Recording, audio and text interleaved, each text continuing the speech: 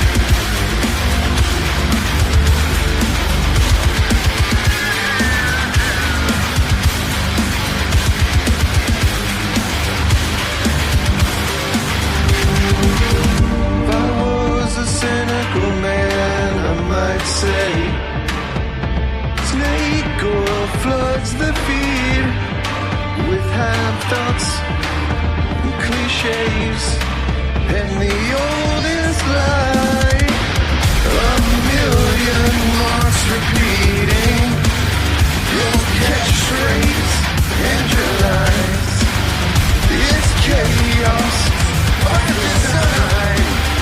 Go on, old man, get the bag, watch the tension rise. Hey there, you shameless fucking creature. Old man with the dead cut eyes. Prophesied like a doomsday preacher. Antagonize and monetize.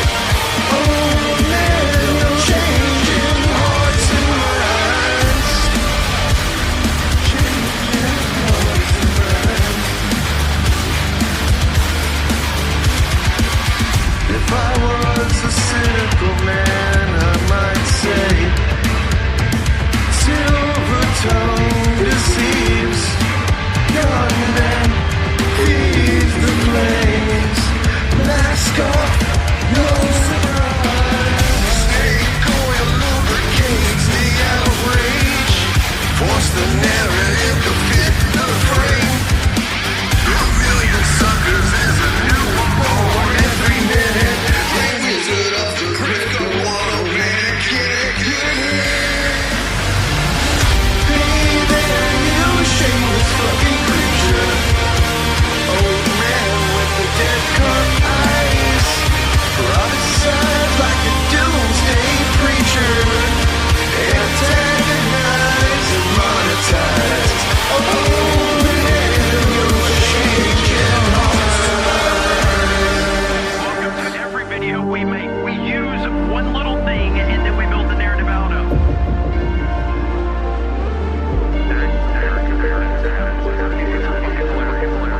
We lost about us one fucking thing and we make a whole video out of.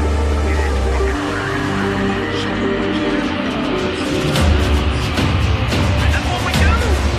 Their engagement is quick. The hearts all turn to stone, and the minds are running on a vine. The hearts all turn to stone, and the minds are running on a vine. The hearts all turn to stone, and the minds are running on a vine. Hey there, you shameless fucking creature. Old man with the dead cut eyes. Prophesied like a doomsday preacher. Antagonize and monetize. Old man, you're changing hearts and minds. The hearts all turn to stone, and the minds are running on the vine.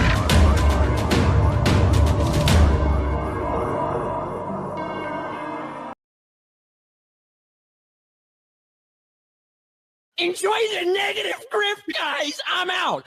Enjoy.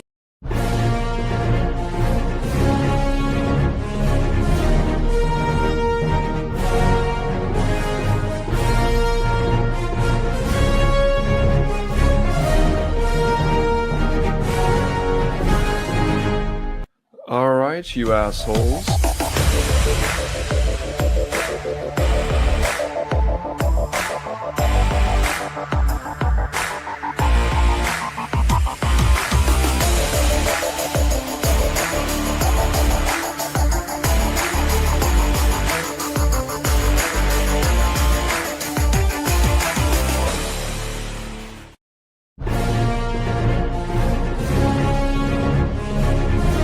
Records that the department, or rather the House Oversight Committee, subpoenaed from the Epstein estate. Reams, thousands of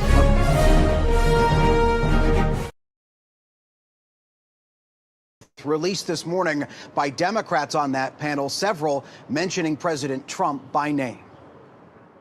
This morning, the bombshell release of what House Democrats say are emails to and from deceased convicted sex offender Jeffrey Epstein, several referring to President Donald Trump by name.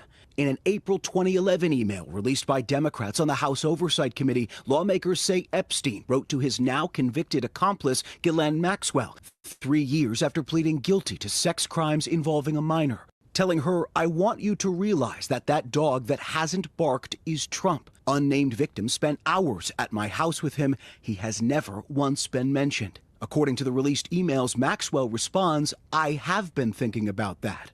But this summer, in a recorded interview with the Department of Justice, Maxwell told Deputy Attorney General Todd Blanche, the president's former lawyer, she never witnessed Trump act inappropriately. I never witnessed the president in any inappropriate setting in any way. The president was never inappropriate with anybody.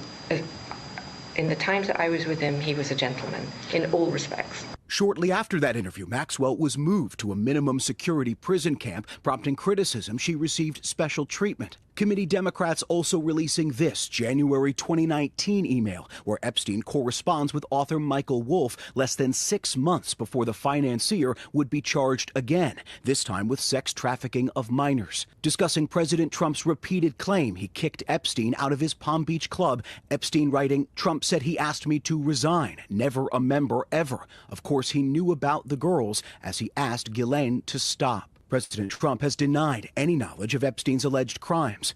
It's a hoax. It's started by Democrats. After Epstein's arrest in 2019, Trump said he hadn't spoken with him in 15 years. And earlier this year, Trump claimed the reason he banned his one-time friend from Mar-a-Lago in the mid-2000s was because Epstein stole Trump's club staff, including young women. He took people, and because he took people, I said, don't do it anymore. You know, they work for me. And he took, beyond that, he took some other. Yeah, you remember Bob? Can you hear me okay, by the way? Yes. Yeah. You remember when we watched this? And it seemed like it should have gotten more attention that he was saying the things he was saying.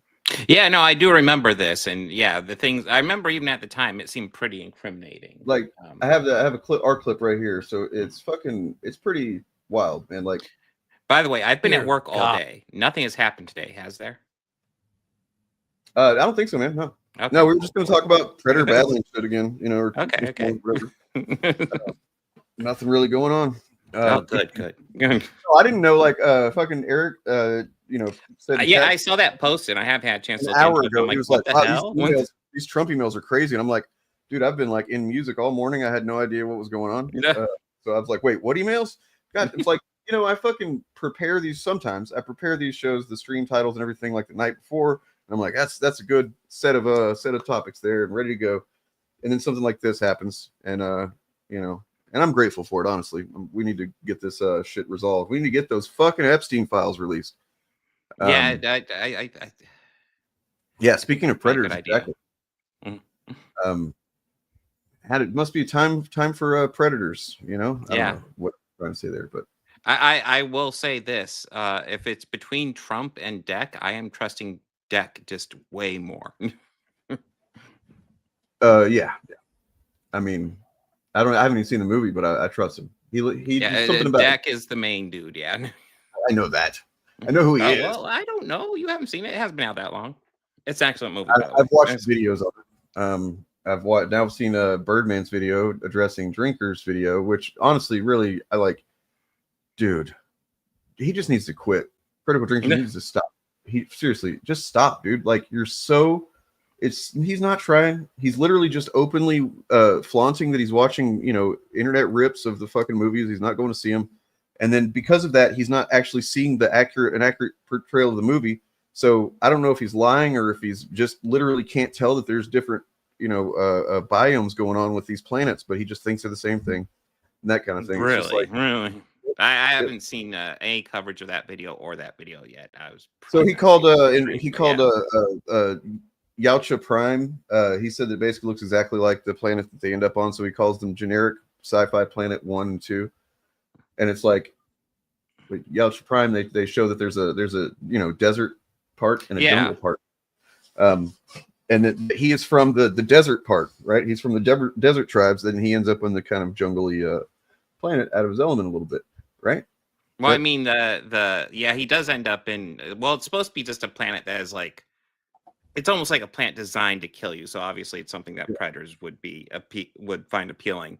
And honestly, I love the planet. jagged rocks and a jungle, and like, yeah, seems exactly the same. No, they're the grass is knives there. You think so? Yeah, he even said that. I mean, you know, I wouldn't have caught that, but Birdman, that's why Birdman's better at this than I am. He pointed out that Drinker was like, whenever the android chick first came into the movie, he wanted to put his fist through the TV. It's like, oh, so you were watching it on your TV. Yeah, you're watching it on TV. You're watching it. Well, also, just like, it's kind of weird that as soon as a woman is on the screen, he's like, I want to do violence. You know, I want to say it's probably a good 20 minutes, maybe a half hour before she even pops up. Yeah, like a lot of the beginning is for I was going to say, at least it's not children he's punching anymore. But, you know, women are better. Really allegedly. I mean, look, if he can fucking lie the way that he lies, I should be able to say that Critical Drinker punches children. You know, and he's punched children in the past. I mean, there's more evidence for that than the type of stuff he says. So, yeah. So let's talk about these files, these PDF files. Yeah, here was this. In case you forgot, the full context of this airplane quotes here. So this was them asking him about. We're saying Virginia Giuffre, I think her name was. Who's now she's not alive. Took her own life.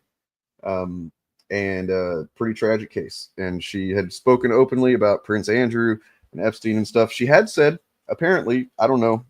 You know what? I don't know. I haven't seen that confirmed, so I'm not going to repeat that. But here's him being asked about it and the quite odd responses he had. And once he did that, that was the end of him. I didn't like when they steal people. I don't like it. Oh, wrong thing. There we go. Sort of a key character. Just curious, were some of the workers that were taken from you, were some of them young women? Were some of them young women?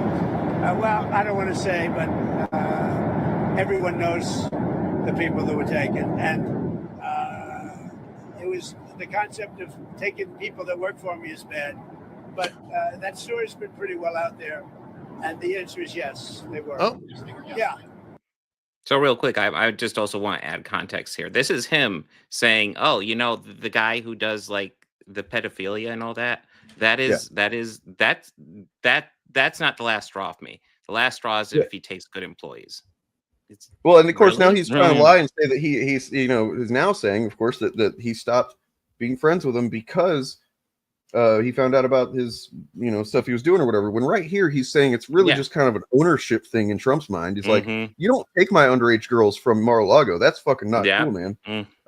I've got my underage girls at Mar-a-Lago. You can go get your underage girls somewhere else, but you took my underage girls, and now we're not friends anymore. Yep. Yikes. The answer is, understand, Trump's equivocating. Whoa. A lot of the people that were taken were from Mar-a-Lago. Some of the people better, worse. Epstein took from me were underage. In the spa. Yeah, people that work in the spa. I have a great spa, one of the best spas in the world at Mar-a-Lago. And people were taken out of the spa. Teenager girls, underage teenage girls were working at a spa and they were taken from him. And that's quite a travesty in his mind. I just love looking at the clip, and Eric and I are like almost the exact same reaction at the same moment, just like No, I don't think I don't think he's trafficking. I don't believe that at all. But that is not the same thing as just enjoying the I guess the benefits of trafficking that Epstein was definitely doing. And then now some of these emails seem to indicate that he spent some time alone with Virginia Frey or whatever. If that is who it's supposed to be unnamed person, but they've come out and said who it is or whatever. But I don't know. Oh my God, I've never seen this before. Holy shit! And other people would come and complain. This guy. What do you mean? Definitely not. What evidence do you have that you can say that, man? I want you to be real fucking, just honest with yourself right now. What evidence have you seen that you can say that definitely Trump was not enjoying or doing anything with these underage girls? Because I'll be honest, I haven't seen anything conclusive, but I have seen enough that if I were a betting man, I'd bet Yep. money. It was I have not bullshit. seen any evidence that he has. I've seen a lot of, a lot of facts, a lot of circumstantial and evidence stuff that would definitely seem to indicate that he was at least aware of it. That's what these emails seem to straight up tell us, is that he was aware of what was going on. That's not the same thing as if he was taking part of it, but he was aware of it happening. What, dude? That's weird that you're fucking on that line, man. That, like, what are you talking about? What the fuck are you doing this for? You're doing the same thing as these fucking guys were doing on the screen when we watched this fucking clip months ago, which is like trying to, defend the indefensible, man. I And mean, it's like, right now it feels like you're trying to defend. why the fuck would you defend this? Are you a fucking Trump supporter, yeah. dude? Because if you are, you're not going to enjoy it here. I can just go ahead and tell you that right now. If you're just like straight up MAGA, you can fuck off, man, because you're a fascist at this point, and I don't fucking want you here. You're hostile to me and my friends. Yeah, no, this is a live stream where we are against sexual abuse, especially that of children. Trump apology is fucking crazy, man. Right. Is taking people from the spa. I didn't know that. What an asshole. When I heard about it, He's saying he knew about people complaining about this? Hold on. Holy Did he just shit. say that? Did he just say people would complain that people are taking people from the spa and he knew about this? He's talking about, well, when I found out about it, I said, hey, buddy, don't be doing that, buddy. Oh my God. Hey, when he took my underage massage workers from my spa, I was really mad, and I told him, we can't be friends anymore. You can't come in here stealing my underage girls from my spa. But It's the best spa in the world because people get trafficked from it. That's why, right? That's what he's saying. That's exactly what he's saying. I mean, yeah, he wasn't upset that Epstein was a pervert or a sex pest or anything like that. He was upset that his staff were being poached by Epstein, his underage staff that he knew were underage. Apparently, like he just said, you heard it. You fucking heard it. That's the best. And like I said, the best, most charitable. I don't know why I would be charitable to this motherfucker, but he's got brain worms out the ass at this point. And I kind of don't think he realizes what he's saying. You know what I mean? Like, I don't think he realizes what he's saying. He's just what he's saying. So anyway, we don't need to relive that moment. We're right here. Mm-hmm. That's wacky. It's just wacky. Let's finish up this news report here. And no response yet from the White House on the release of these emails. Meantime, right up here on Capitol Hill, in just hours, Speaker Mike Johnson will swear in Representative-elect Adelita Grijalva. The Speaker has prevented her from 7 weeks now from taking her seat. She says one of her first orders of business will be signing that petition, providing the last signature it needs to force a vote on the House floor for the release of thousands of other pages of the Department of Justice's Epstein records. Once she does that, the clock starts ticking down to that vote, expected in the coming weeks, George. Yeah. So I don't know if you heard the other day, last week, that there's seemingly some of the reason that the Republicans didn't want the government to come back into working order was because some rumors going around about some photos that had been seen. Had you heard about that? No, I haven't heard about that. Trump. Yeah, check this out. Wake-up call that if you don't lead with a clear vision and a clear direction. What's up, Eric? How's it going, man? What's up? Yeah, rushed to get here, but I'm here. Nothing's happening today. We're fine. Nothing. You're going to get absolutely slaughtered. If we don't win the economy, we're going to lose next year in the midterms. It was a disaster. It was an electoral blowout. As Republicans digest and analyze the recent election drubbing, there is a new panic among GOP lawmakers in the House. It involves the Epstein files. Hello, everybody. David Schuster here. Congressional Republicans say the rumors and speculation are spreading like wildfire. A few lawmakers say they've heard from contacts at the FBI and Department of Justice who warn that the Epstein files, copied and maintained at several government agencies, contain images and information about Donald Trump that are far worse that has been publicly alleged. The most graphic public accusation to date has been from journalist Michael Wolff, who says that Jeffrey Epstein showed him lewd photographs of Trump with topless teenage girls. There are two in which Trump is, the girls, topless girls, are sitting on Trump's lap. And then a third in which he has a stain on the front of his pants. Those images, while perhaps embarrassing, could possibly be explained away as Donald Trump partying with Jeffrey Epstein while Trump was in between. No, I want to be, no, I didn't see that, man. But I mean, even saying MAGA is letting people down is too fucking soft on MAGA and what's actually happening right now. letting people down. That was fucking Trump 1.0 and COVID and shit like that. That was fucking what that was. Right now, they're actively, advocating for and pushing policies and cutting funds and things that are gonna kill people and already have killed people.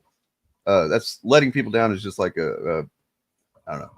That's still kind of doing apologia, man. So we're coming at you because your opinions are bad and you're saying dumb shit. So that's why. Marriages. But the rumor mill in Congress and the growing fear among GOP lawmakers is that the Epstein files contain far more disturbing Trump images and videos. Epstein and Trump were close friends for 15 years. Epstein allegedly trafficked and abused underage girls. And the key question has been... So yeah, photos with like Trump, literally Trump with I guess teenage girls naked on his lap.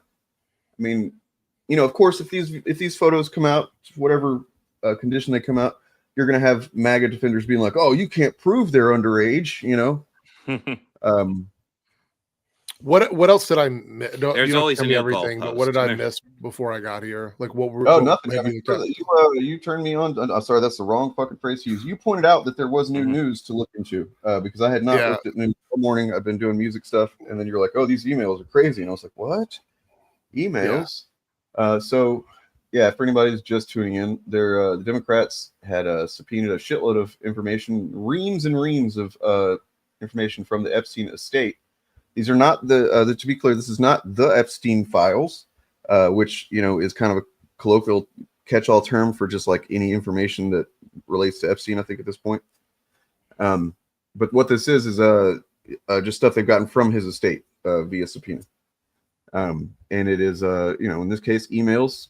So the last times they released something, it was like the flight logs, and that's when we saw that Musk was on there. The emails are rough though, man. Like the emails are really fucking rough. Like, is there something to the reading the emails themselves? I mean, there's like 3 or 4 emails that I saw that have some very like specific things about Trump that are really bad. And Caroline Levitt keeps calling it a hoax, and it's like, do you even know what that word means? It doesn't mean anything. And like, if it's a hoax, just release the Epstein files so we can see that it's fake. It's that simple, right? Where's the hoax? Is the hoax all the women? Is the hoax, Epstein being arrested and then unaliving himself? Is the hoax Maxwell? Like, what's the hoax? That Trump was connected? We know that's not a hoax because Jesleen or whatever her name is worked at Mar-a-Lago. So we know that he knows them. Yeah, we know that Epstein and him are friends. What's the hoax? Why is Ghislaine Maxwell now sitting in a minimum security prison that she is by law technically not supposed to be in? Because of her crime, she's not supposed to be eligible for that sort of prison, and yet she sits there. Well, apparently she's there. I mean, I don't know if any more has come out about this, but yesterday I saw that she's having her team draft up a plea for like commuting her sentence or whatever. And I mean, Trump literally had somebody from Al Qaeda in the White House on Veterans Day, so I wouldn't be surprised if he. Did he really? Yeah, yeah. One of the leaders, I don't remember the guy's name, but I saw the picture and I read the article about it quickly yesterday. Was he was in the White House standing next to Trump, took a photo op with him, and this guy's connected to Al Qaeda. So, like, I mean, it's not really so you don't. At this point, you need to decide in your mind, like, what is a reasonable standard to have, and if somebody goes past that with what they're willing to argue, then just stop talking to that person. And so if they're just, you can tell they're just like, oh, that's AI, don't that's fake or whatever, because they're just dug into the sand on the MAGA. I mean, the thing about it is with this Trump Al Qaeda thing is this is a photo from the White House, so it's like they can't. I think you're referring to the Epstein stuff in that case. But yeah. So let me share this right here. This is the easy way to prove the Epstein stuff is fake is to release the whole thing, right? Yep. Like if you're saying that all of this stuff is a lie, then just release the unredacted files. Right. I mean, that's been the argument. It's like, if you're innocent, just release the files. The fact that you're not releasing it is if they release all the files and he's not in there implicated in anything, then okay, fine. If Biden is, arrest him. If someone on the Democrat side is there, take them to court. Like, I don't give a fuck what group you're aligned with. If you're saying that something isn't real and you're saying the Democrats made it up, then just release the real one that is in there and put that out. Like that's Yeah, it. It's a simple fix. If Bill Clinton's in there, let's arrest him too. Like, I don't Yep, care. absolutely. Yeah. So a Get the few days motherfucker- ago, MAGA was posting pictures of 9/11 as a reason to not elect a Muslim to be mayor of New York. Today, Trump welcomed an Al Qaeda member into the White House. This was literally on Veterans Day. Yep. Jesus Christ. I mean, I'm assuming that's actually factual that that was a. Oh yeah. This is not. Yeah, this isn't. Let me get the whole. I'll get the whole context on it. But yeah, there's some other stuff here. Hold on, where's it at? Yeah, and that's that. To that other point, which is valid as hell, is people posting pictures of 9/11 as like, oh well, there goes New York, as if, like, dude, you have to be absolutely fucking brain rotten to think that a Muslim, just because someone's Muslim, they're gonna do a fucking terrorist act. Like The Trump admin, idea how many Muslims there are on the planet. Like the Trump admin owes the American people a damn good explanation. This disgrace. Glad to know we went to war with Al Qaeda just to have them get invited into the White House. Last year, Jalani was worth $10 million to the USA, dead or alive, and here he is in a photo op with Trump. Holy Jesus shit! Christ. MAGA, are y'all all right? I'm just curious. Are y'all good? Like they're in a fucking cult of personality. They're not all right at all. But they don't know that. Like I tell you one thing: if Biden or Harris or Obama did this, I would be fucking livid. Mm-hmm. I would be really. I would be denouncing the fuck out of it. But the Trump cult can't do that. Mm-hmm. They can't do it. That's the thing. Like, I vote for Biden. Do I love Biden? No, I don't worship him. I have so many complaints of Joe Biden. I just thought he was better than the alternative. And we're seeing the alternative now, and his fan base just fucking worships him. And it drives me insane. It's just always a new goalpost, always a new defense. The gotcha is like, oh, well, what if Biden's in the Epstein files? Okay, if he is, take him away. Then let's release it and find out. Like, fuck. Yeah, I mean, think about this. Like, if the Democrats were setting up the Republicans to look bad through the Biden files, they could have released them before the 2024 election, and then Trump would have been implicated in all of it. But they didn't. That's why the hoax thing doesn't make any sense. Mm-hmm. Yeah, why didn't they fucking pull the trigger on that shit if they spent all this resources into creating a list? If it's a hoax, he wouldn't be sitting in the White House right now. It's like it's a hoax, but it's also was something that's also got Democrats in it or whatever. And it's like whatever they need to say at any given time because they have the memory of goldfish, and it's pathetic at this point. We have to stop these people from fucking running the country anymore. That has to end, and we have to somehow make sure that doesn't happen again, because they're fucking idiots. And yep. So anyway, did you guys look at the emails yet? The actual emails? I found a couple of them. No, I was starting to kind of look for them, but I didn't know what to really look for. I have one pulled up here. It looks like okay. It's from Jeffrey Epstein. I don't know who it's to here. Actually, I can pull it up on screen. Okay, so here's one from Epstein to G Max, which I assume is Ghislaine Max. Yeah, it's what G Max. That's it. Yeah. I want you to realize that dog that hasn't barked is Trump. And then redacted victim spent hours at my house with him. He has never once been mentioned. Police chief, etc. I'm 75% there. Okay.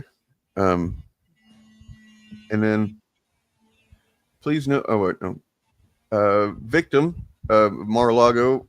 Trump said he asked me to resign. Never a member ever. Of course, he knew about the girls as he asked Ghislaine to stop. So that seemingly references the thing in the video that we were looking at. Yes. So he had. Okay, so maybe he was telling some version of the truth there. Wow. So he did ask Trump to stop taking the girls because they're his under. Oh, we don't know why. We don't know. Like the thing about it is, if he asked her to stop doing it, was it because he didn't want to be in trouble and he didn't mind the girls being there, but he just didn't want it to come through Mar-a-Lago, or did he ask her to stop because he was trying to be a knight in shining armor? I mean, let's be honest here. Like, I don't think he did it because he felt bad about it. I don't believe that at all.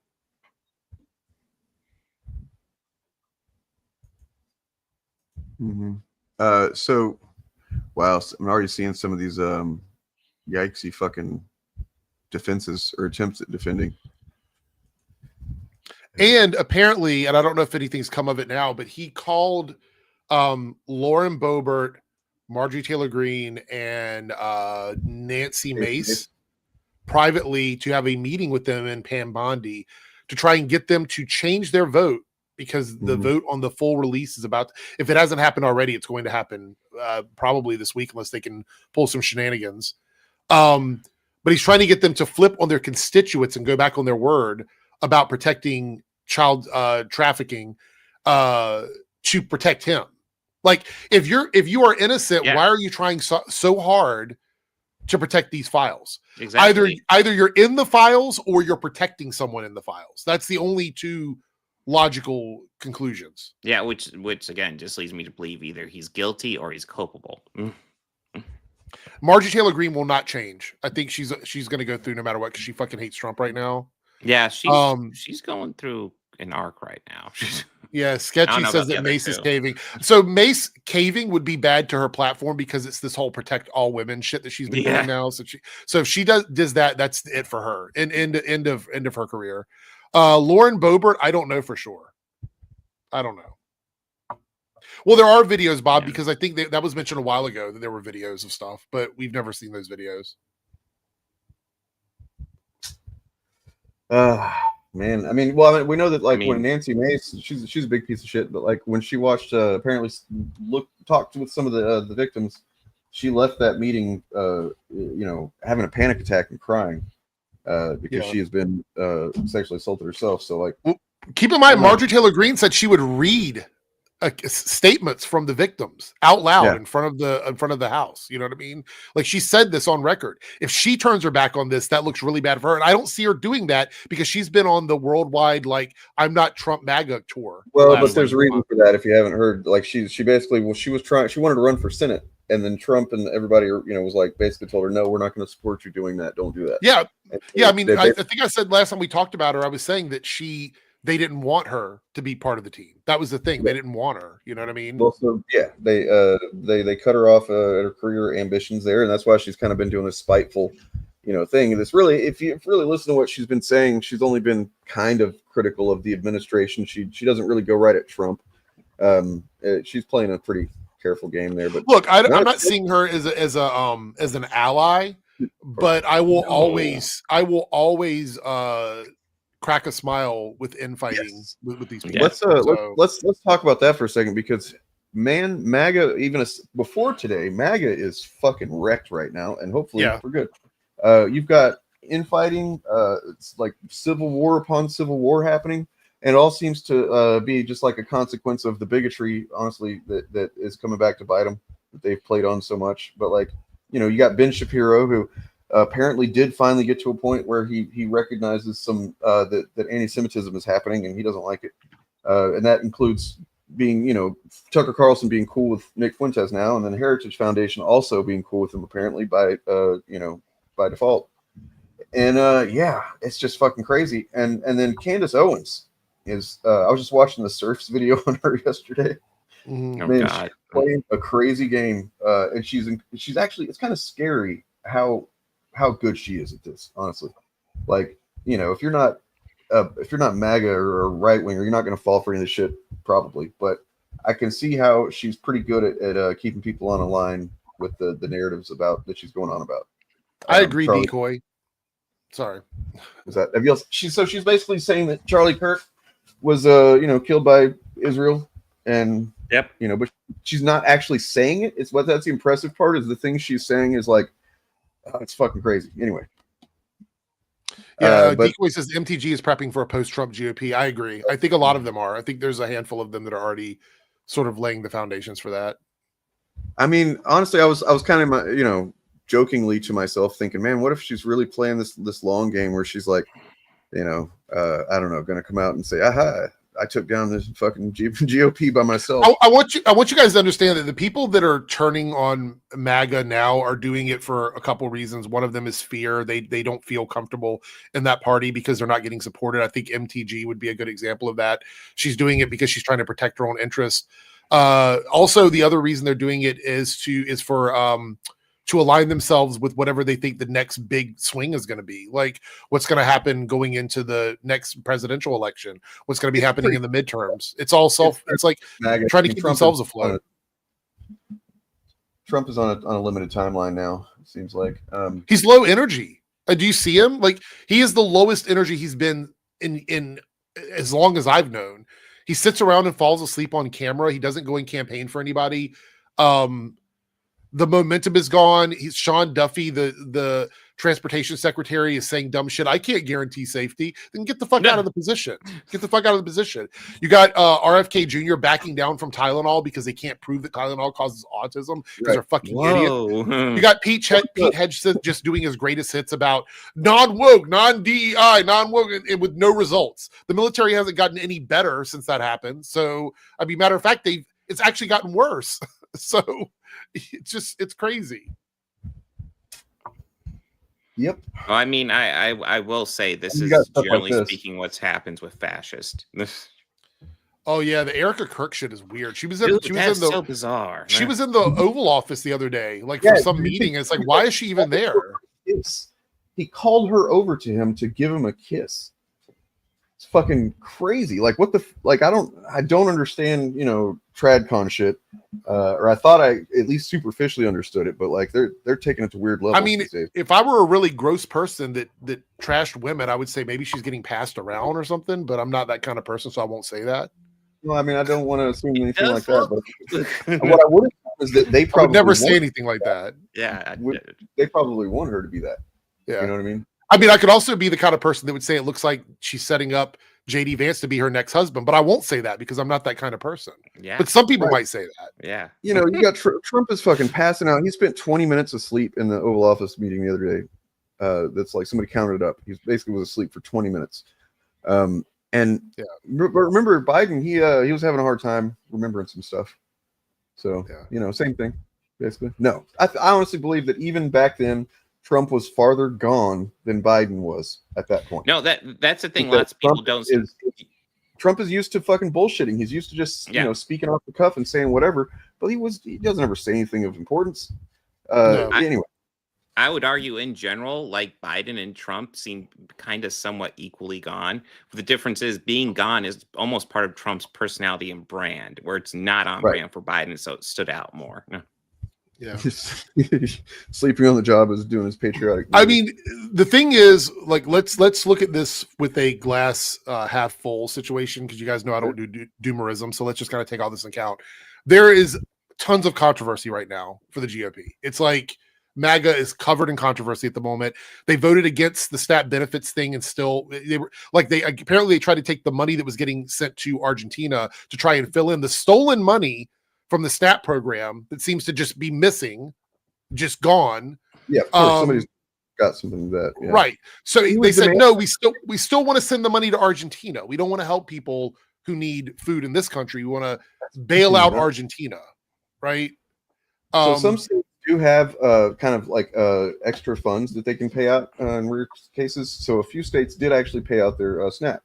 I think ours is one of them. I think Virginia was one of them. There's a couple ones that did it. So but then they did that, and then the Trump administration was fucking demanding that they send it back to them, like not just send it, but like take the money from the people that they had already discharged the money. You know what's funny is you don't control states, Trump. Like that's a states thing. You don't control the states. The states can decide their funds can go to whatever they want. It's a state thing. That's how that works. I thought this was the party of states' rights anyway. Right. So but the other thing is that what you call it, the tariffs, right? So apparently they're preparing to get ruled against on tariffs. It's going to happen apparently. So they responded to that saying that it would be impossible to pay back the duty tariffs to these companies because the money has already been spent. It's like, so you're saying that you don't think the court should say that you can't do tariffs because you can't afford to pay it back right now? That's not how lawsuits work. Wait. Could I have done that with my bills this whole time? Well, Right. I can't pay back my bills Because I don't have the spent it, money. guys. Right. Yeah. Yeah.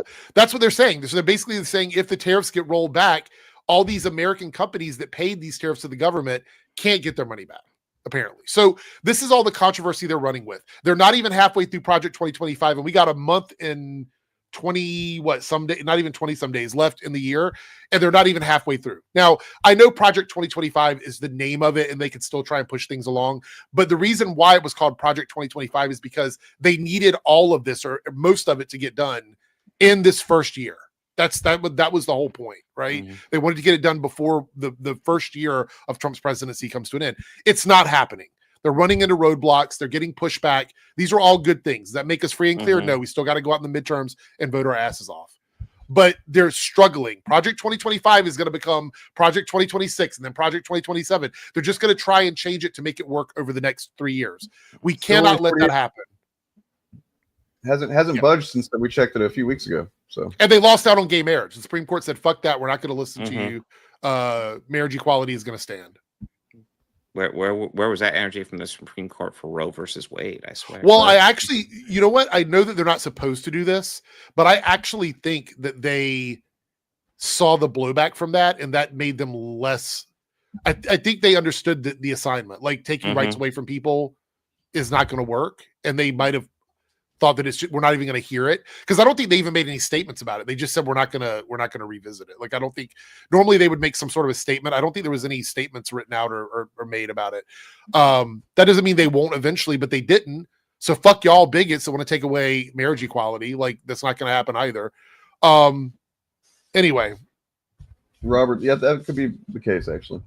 That he just wants a better case that's more, whenever they come down on it, that the ruling is ironclad. It's gonna be really hard though. That's the thing, is I don't think based on the testimony made in 2015, I don't think there's any way to argue themselves outside of allowing it other than to go against the Constitution. Just based on the way it was done. The only reason, look, I want you guys to understand, anybody out there that follow this, because I was very heavily involved with it. The 2015 decision for marriage equality came with all of the checks and balances and locks and keys and everything done to make it happen, because they did not want to push it through. They did not want to, but it ended up going through because it was so ironclad. It is going to be really difficult for them to get rid of it without just dismissing the Constitution. And that's why I think they didn't want to take this on. That's just my opinion. We'll see. Well, I'm actually happy about all the infighting. I want these Epstein files to come out, and I don't give a fuck which politician is implicated in them. To hold them all accountable. I don't care what party you're part of. Oh yes, I did. So here's somebody $5 for someone. I don't know who. Says, do you think this will cause Trump to finally get fired from the presidency? No. I think last another 4 years. I mean, there's not really a here's.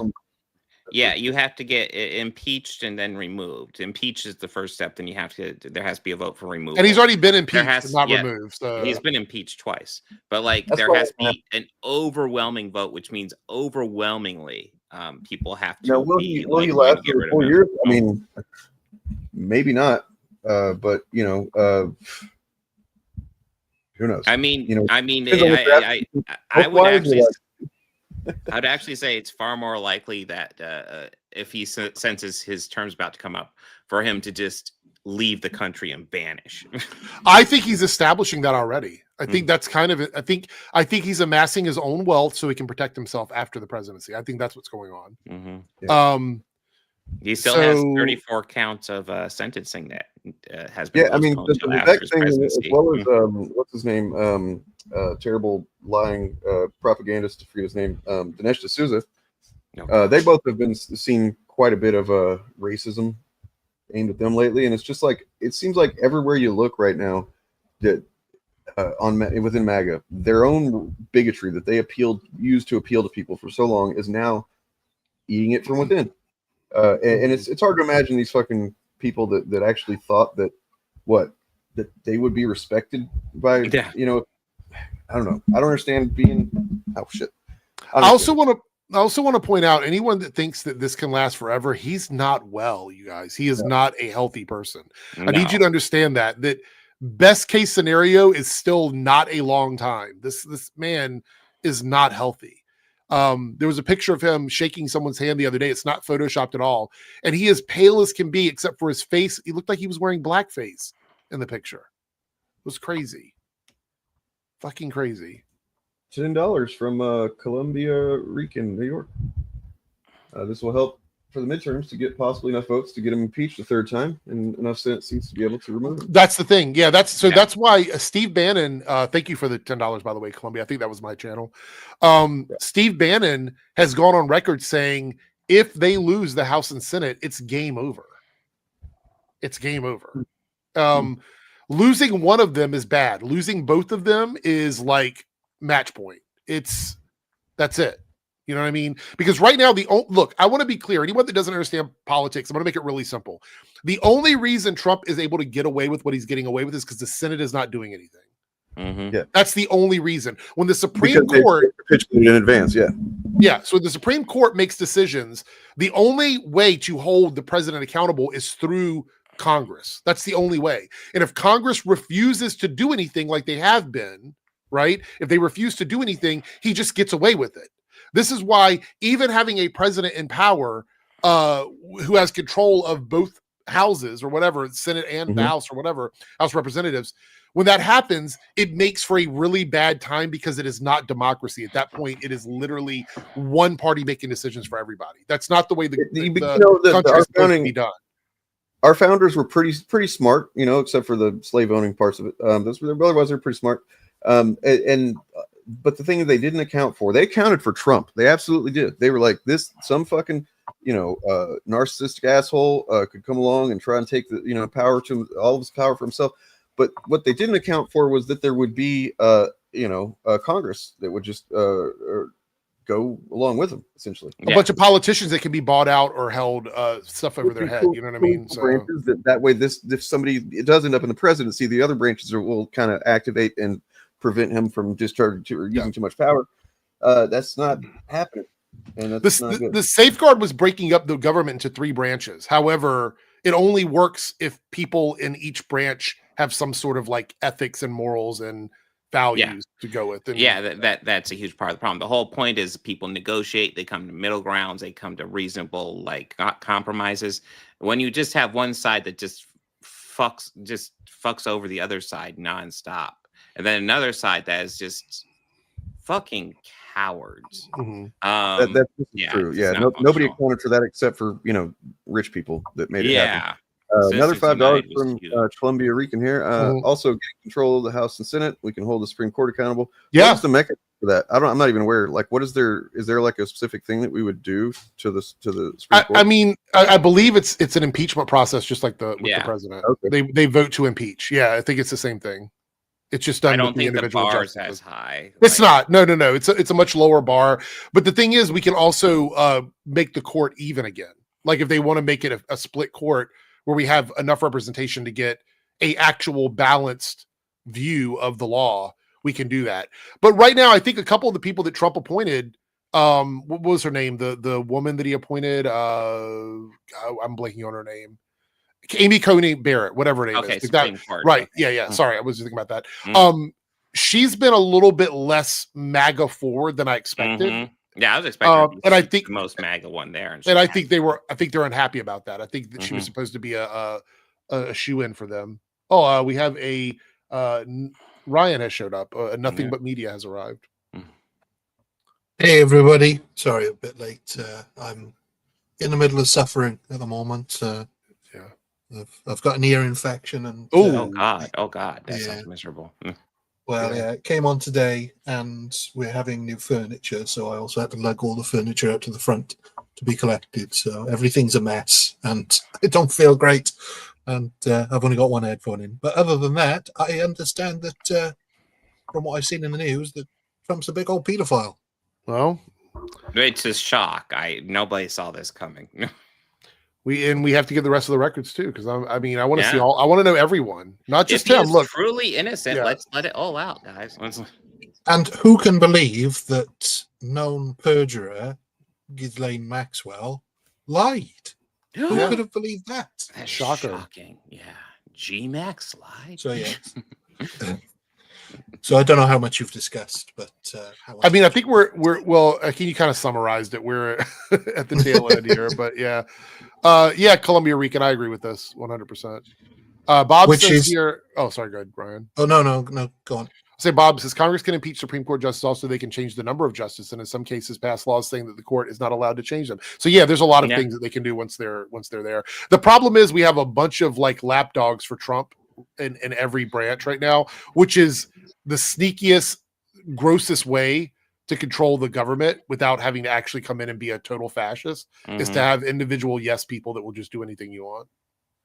Well, MAGA, I think it just everybody that subscribes to that fucking collection of bullshit at this point is just a dishonest, gross person. I think. Yeah. I was gonna take a look at this because it's just fun to see this, but it's also Oh, by the way, hi Ryan. Sorry, I was away from the desk.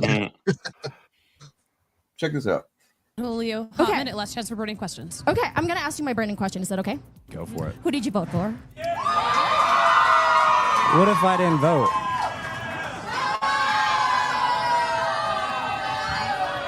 Well. I honestly, I am not involved in politics. I'm not sitting here saying I voted. Okay. I'm not going to sit here and say I voted. I didn't vote.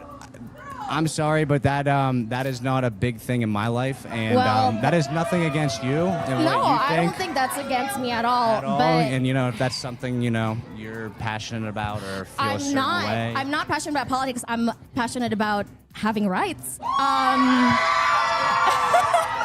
So I'm a person of color from an immigrant family. Like, I'm a first-gen immigrant, so somebody who is my partner, I would like to have that conversation. I am open to starting that conversation. Your past doesn't...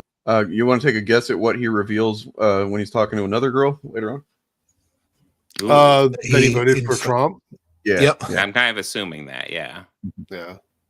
Define you? I thought we had a good time.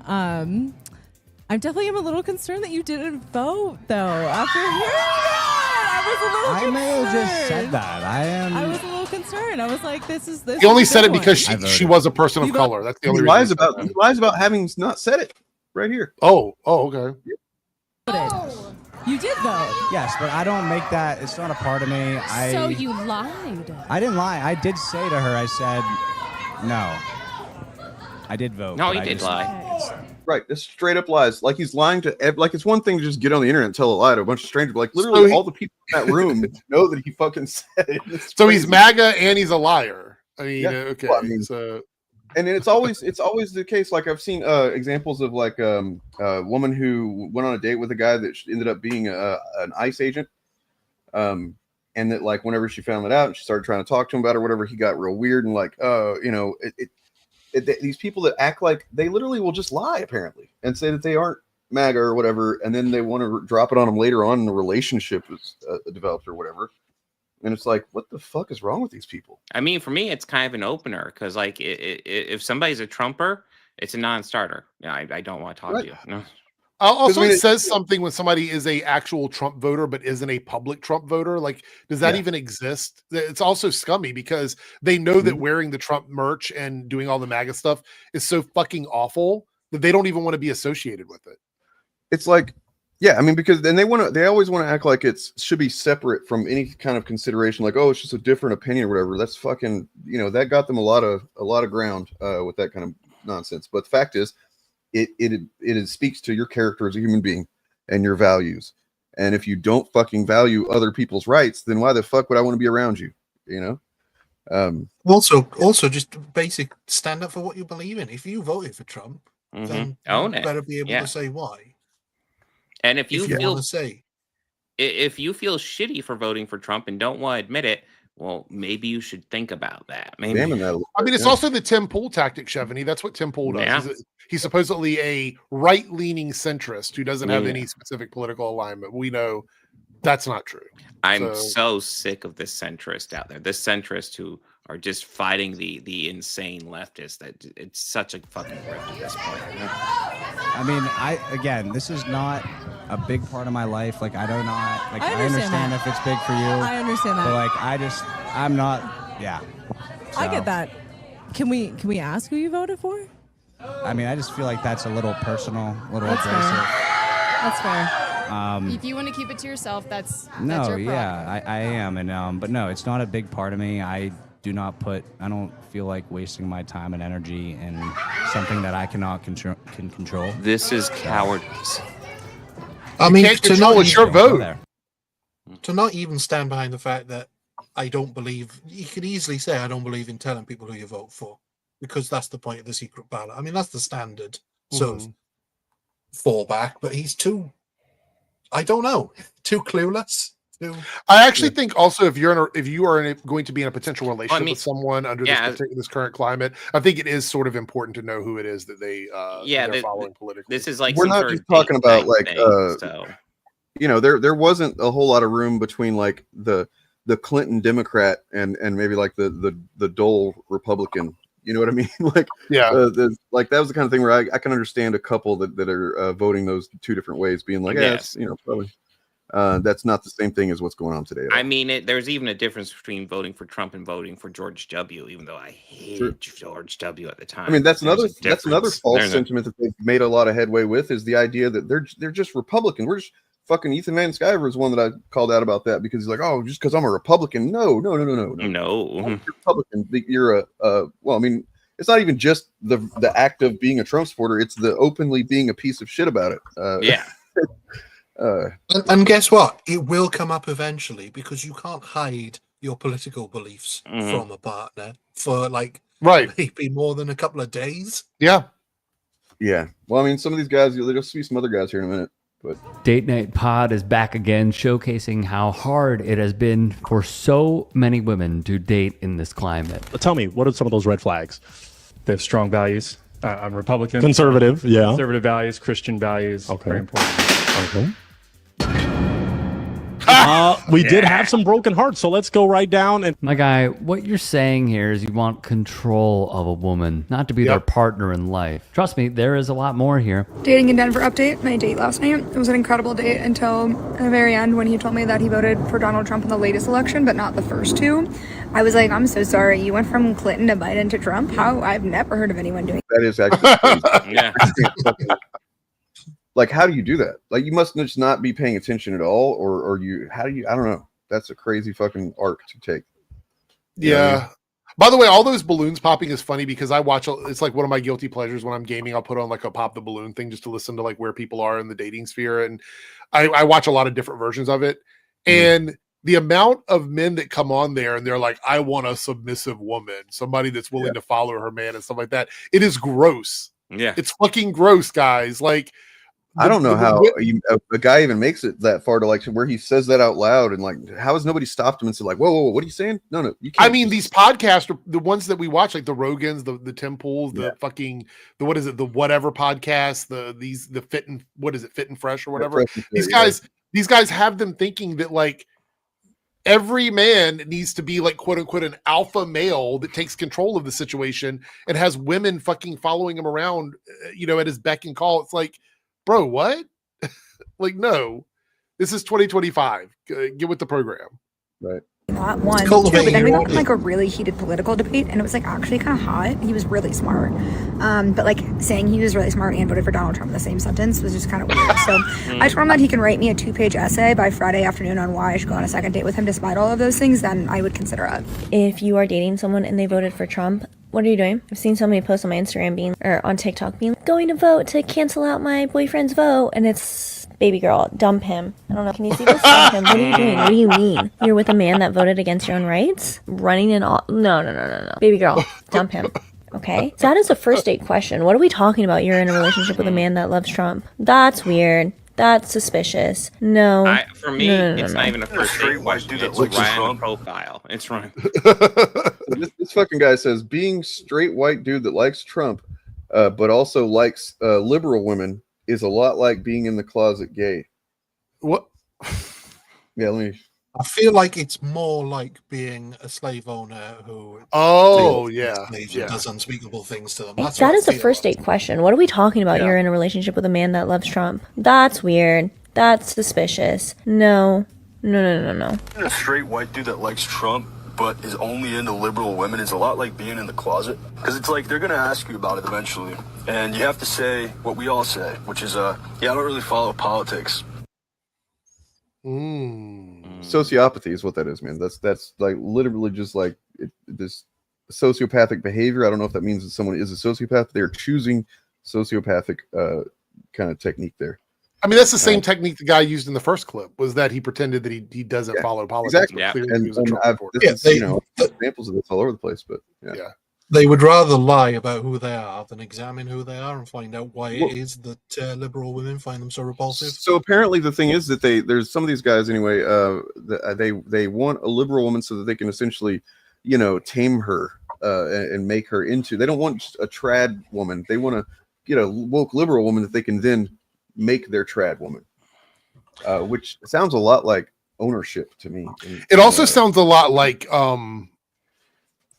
somebody that is willing to like do something physical against someone else's will without consent, because you're kind of like forcing someone into something and you think that's a victory, or that you've somehow, I don't know, you've got your prey, you went out and you collected your kill or whatever. That's what it feels like. I mean, no, it doesn't. It seems stupid to suggest that both candidates being shit is equal, that they're equally shit, because it's actually retarded. Fuck, sorry. You got me there, man. I haven't said that in a while. Not the R slur, Dave. I'm sorry. And I'm not saying that. I'm saying it a little off the cuff there. Dane is aware that he says it and he shouldn't be saying it. So we need to borrow Hassan's shot collar and get it on you and every time. You know what? They're gonna clip that, Dane, and they're gonna be like, see. I hate to admit it, but I do think I'm it's a gonna funny ban word. this person for saying that stupid shit instead of trying to argue with them or explain how silly they are, because that's a really dumb thing to say. If you show up in chat and you're saying that, you're not interested in having you know what's funny is I actually had someone, I don't want to get too far off topic here, but I had someone who was doing the both sidesy things on my on one of my social media accounts that I'm friends with them. And I was like, when you say that both sides are bad, that statement isn't necessarily 100% incorrect. Yeah, I do believe there are problems with both parties, but you have to understand we live in a system, unfortunately, where you get two choices when it comes to presidency. Now, if you want to make a stance locally at the state level, something like that, there's a possibility you could elect someone that isn't necessarily aligned with either party in a big way. But when it comes to the presidential election, at least for the foreseeable future, you are going to have two choices. If you opt not to vote, then you are allowing other people to make the choice for you. So that's it. To me, it's pretty simple. At this point, if you think that had Biden, or I'm sorry, Harris won, that we would have dealt with, let's see, what all have we faced down in less than Oh my God, none of it. Like there's no like let me just put this out.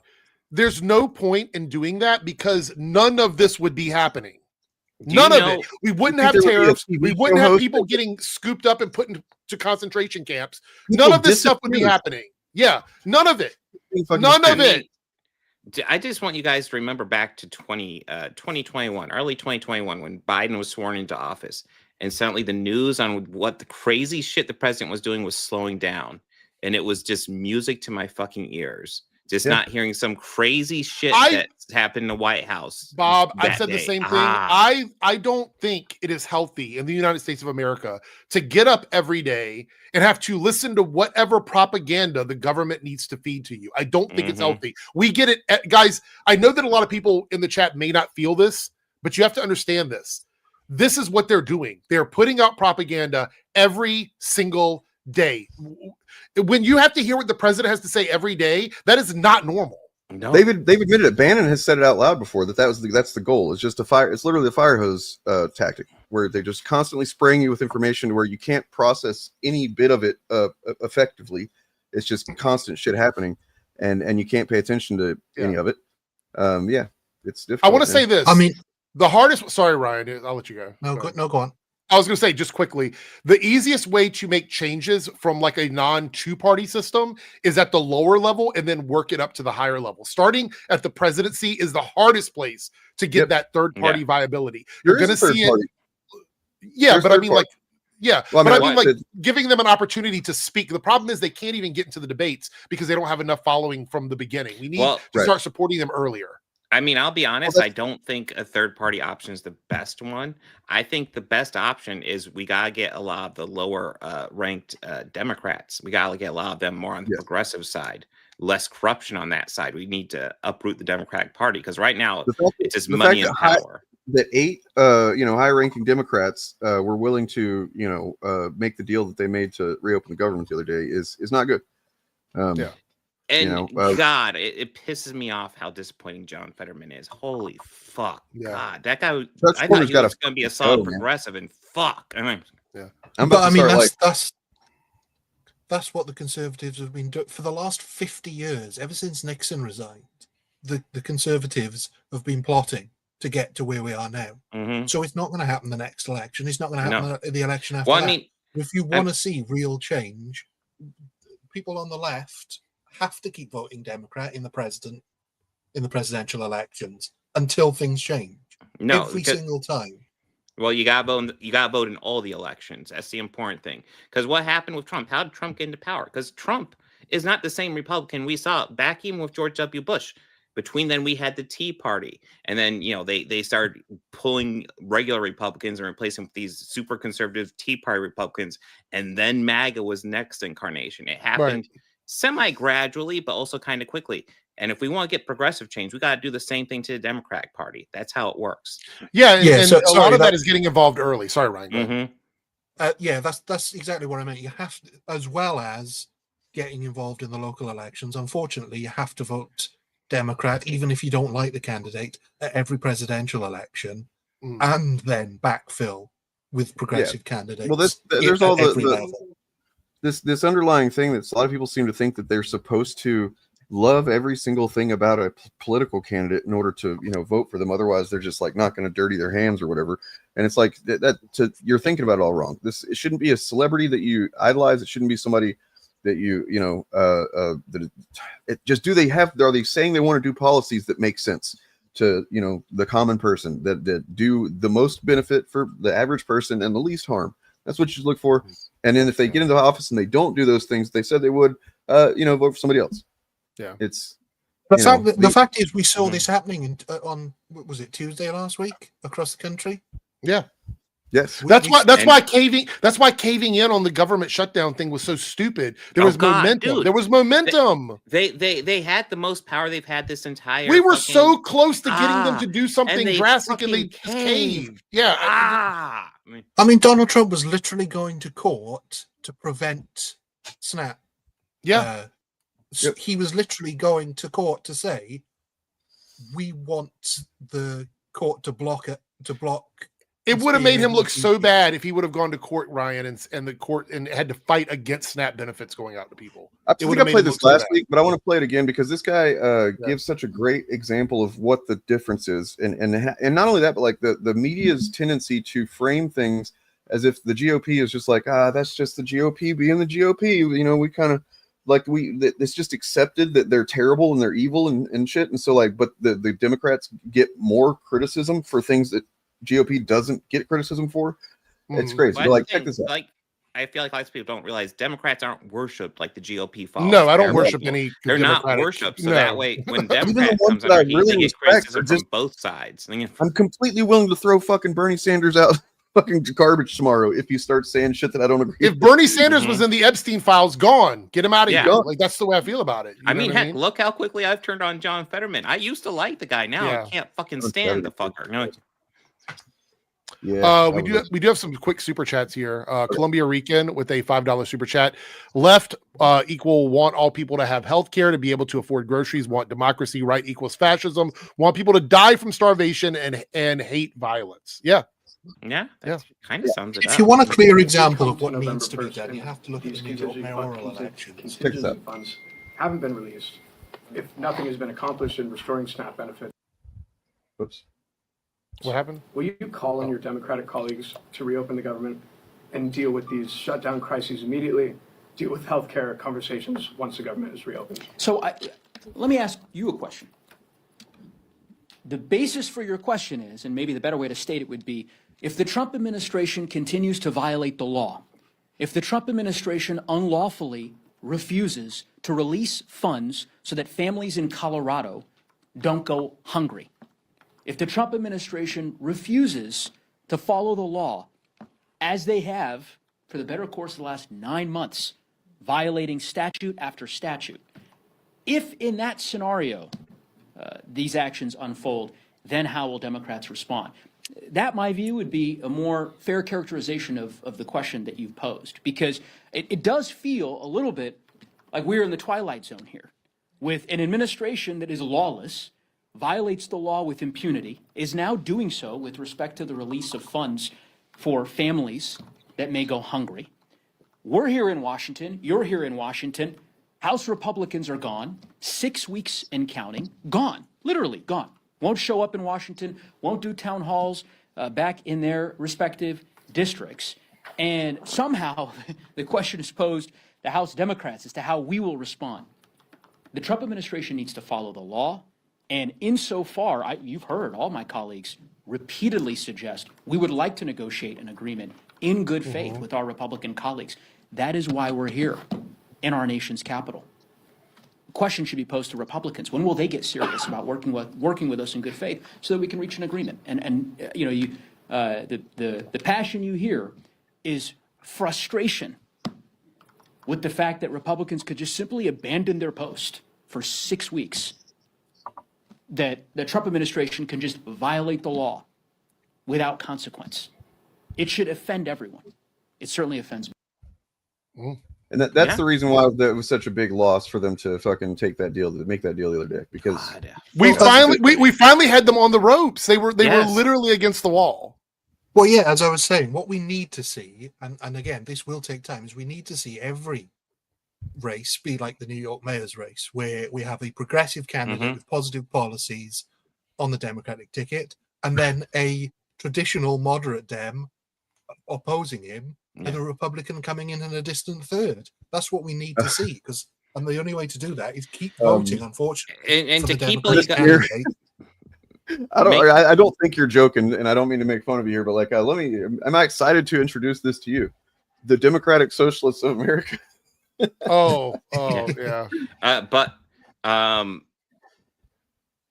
Yeah, so I want to make sure everybody understands, because I see people asking, well, when's the election? There are elections every year, every November.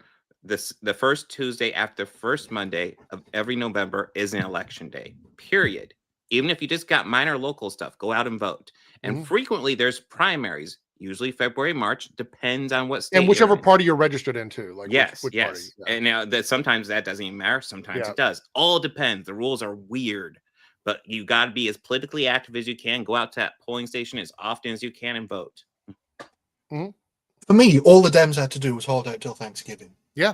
Because the Republicans were already hated by the majority. People were blaming them for the shutdown. And if they had kept the shutdown going through Thanksgiving, people would have hit the roof. And then the Dems could have come in after that and said, look, it's been awful, but we're not going to make Americans suffer through Christmas as well. And that could have been the justification. But the justification at the moment is, well, it hasn't worked for 40 days, so I guess we'll just do it. And those 8 Dems are ridiculous. And I do love Chuck Schumer essentially saying, well, I'm voting no. I can't believe they're voting yes. And in my head, I'm like, too bad there isn't a Democrat in charge of the Senate Democrats to keep them in line. Oh, fucking wait a minute. What are you doing? Oh. There's a lot of Democrats that are freaking left. No, I'm just kidding. That's essentially what I consider myself too. I don't love like the multi-hyphenate things, and I don't like to tie myself to these descriptions too hard, but yeah, that's basically where I fall.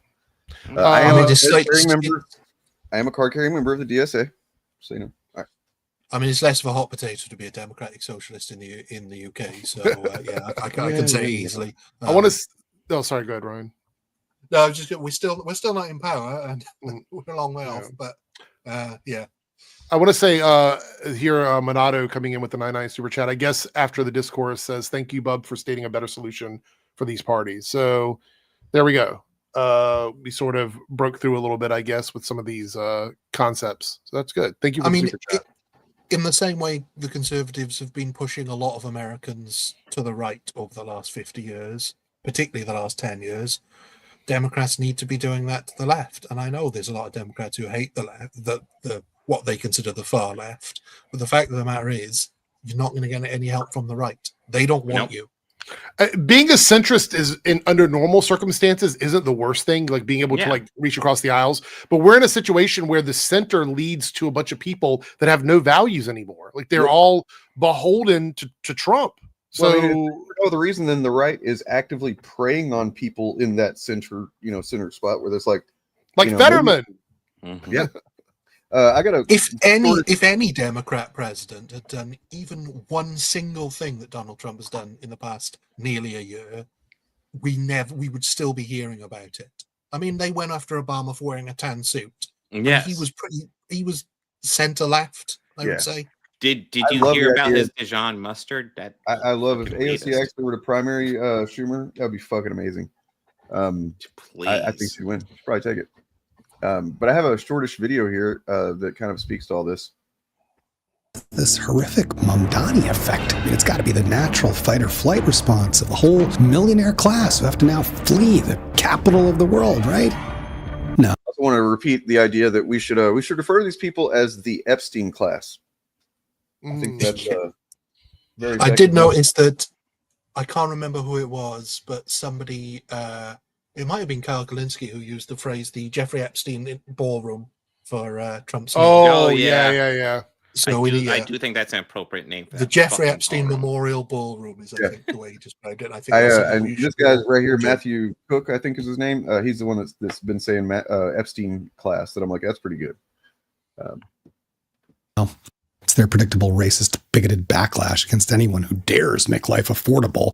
I mean, when they pretend to be concerned about his policy, that's because our Epstein class knows very well their obscene fortunes are the spoils of stolen wages. Let's take a quick trip back 91 years ago to a time when New York was once again rife with corruption, mass poverty, unemployment levels at 25%. And this guy named LaGuardia ran for mayor, backed by reform Republicans, Democrats, Italians, Jews, union members, and socialists. Yeah, with a plan to save the city from bankers and financiers. And this guy taxes the wealthy, builds housing and hospitals and schools, and modern transit. Now, how does he pay for that? With top tax rates that get pushed from 25% all the way up to 79%. And what happens? Is there mayhem at breadlines? No. Poverty falls, infrastructure gets built, and the middle class booms because of hundreds and thousands of New Yorkers who got good government jobs. And by the early 40s, New York City regained virtually full employment and was the financial and manufacturing engine of the whole U.S. economy. But here's the thing about the New Deal. It wasn't offered to everybody, and that's why Harlem erupted in 1935. And LaGuardia sent out a commission to clearly identify what was the cause. Underfunded schools, massive job discrimination, unsafe housing, violent, lawless policing, and here's the kicker. The report said all this was deeply rooted in the very nature of our economic and social system. So despite all that this socialist mayor had done, it was just the tip of the iceberg. He barely cracked the surface, which we could call, I guess, the thin blue line, which got in his way because the police commissioner refused to even meet with him. That's the iceberg, America's white power framework, which goes back 400 years all the way to the Virginia colony where the apartheid caste system was established and did not legally end until less than 60 years ago. That's how long we've been a multicultural democracy on paper, less than 60 years, kicking and screaming the entire time. Yeah, man, this guy packs a lot of like context and history into these 6 or 7 minute videos. It's kind of crazy, but yeah. And if you want another example of this, minus the overt racism and discrimination that you guys had, we had exactly the same situation here, where in the 1910s we had a liberal prime minister who introduced the welfare state, and then 30 years later, after the Second World War, we had a Labour member who was fighting for the health service. So every time the people on the left are given power, poverty goes down. Yeah. Yep. But for whatever reason, I guess, yeah, I mean, kind of. It's true. Sad, but it's true. Mm-hmm. We're in the bad place. We're in. Anyway, this guy, he's actually apparently married to the actress that played Elastigirl on Doom Patrol. Oh, really? Oh, damn. Just FYI, she's a hottie. Before that, I guess he was married to her. He was with Maggie Grace prior to that, which, you know, he definitely upgraded in terms of actress. Because Maggie Grace sucks. But speaking of, I don't know if you had any plans to cover it, but you all see the breaking news about the new Mario film? yeah, let's talk about the Mario film. What is it? Mario Galaxy? Something like Yeah, that? it's already Brie Larson. Oh my God! What are they going to do, man? Because okay, let's get everybody up to speed on what happened last time, so that if they try and pull it again, you'll spot it. I'm curious what they're going to do. But last time with Mario, the trailer dropped, and infamously, Jeremy Griggs, as well as others, but mainly Jeremy Griggs, went viral for, basically saying and Shadiversity. Shadiversity, because she was wearing Shadiversity. The pants from Mario Kart. That was going to be woke because of this, and then of course the movie came out. At that point, for whatever reason, they decided they were going to champion that film and decide that this is the perfect anti-woke movie or whatever. And yeah, so that's the arc that took. What do you think? What do you think they're going to do this time?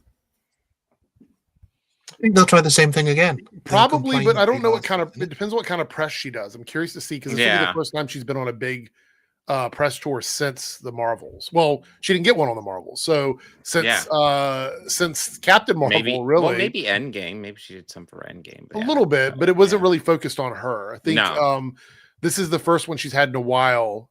She's been doing a lot of indie and smaller movies.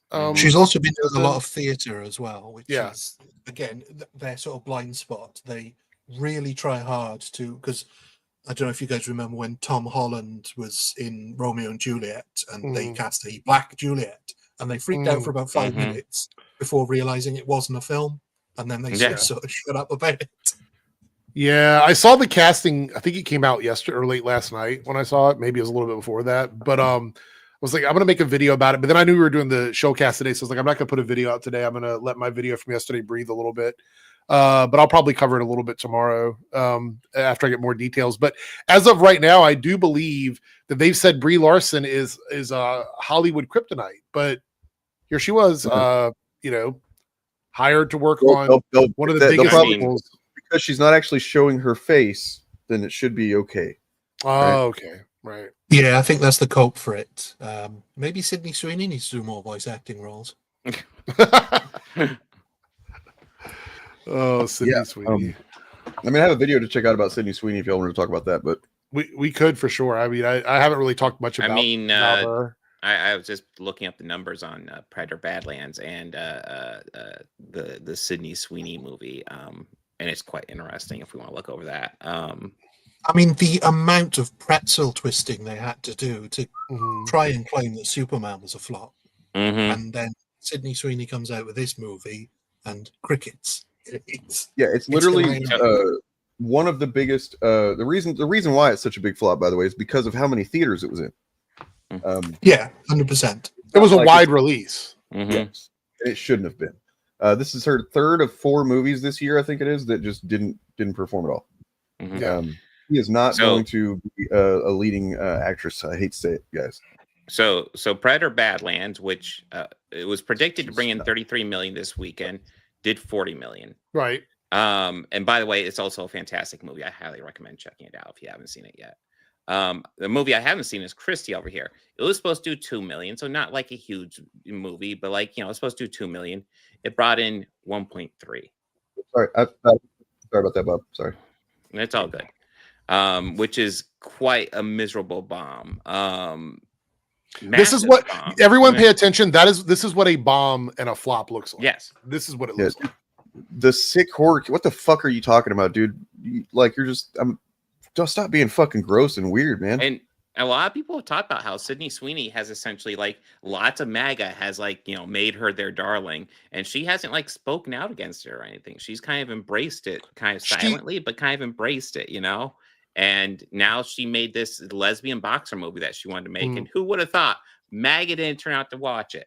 Right. Well, that's my thing is when I was, go ahead, Dane, sorry. Well, no, you go ahead. It's all you. I was going to say that like I made a short about this a couple days ago, and I said that like people aren't showing up for her. Does she have any real fans? And people were saying, "Oh, you're just being disingenuous." No, I'm being honest. Like Sydney Sweeney had a bunch of people that loved her. Then she did this American Eagle thing that she's been very lukewarm on responding to. She did an interview where they gave her an opportunity to really denounce racism and to denounce white supremacy, and she opted not to do that. Then she does this film, and all the MAGA people that supported her. You mean to tell me that there's the MAGA crowd will not support this woman they supposedly love so much because she was a lesbian in a movie? Say less.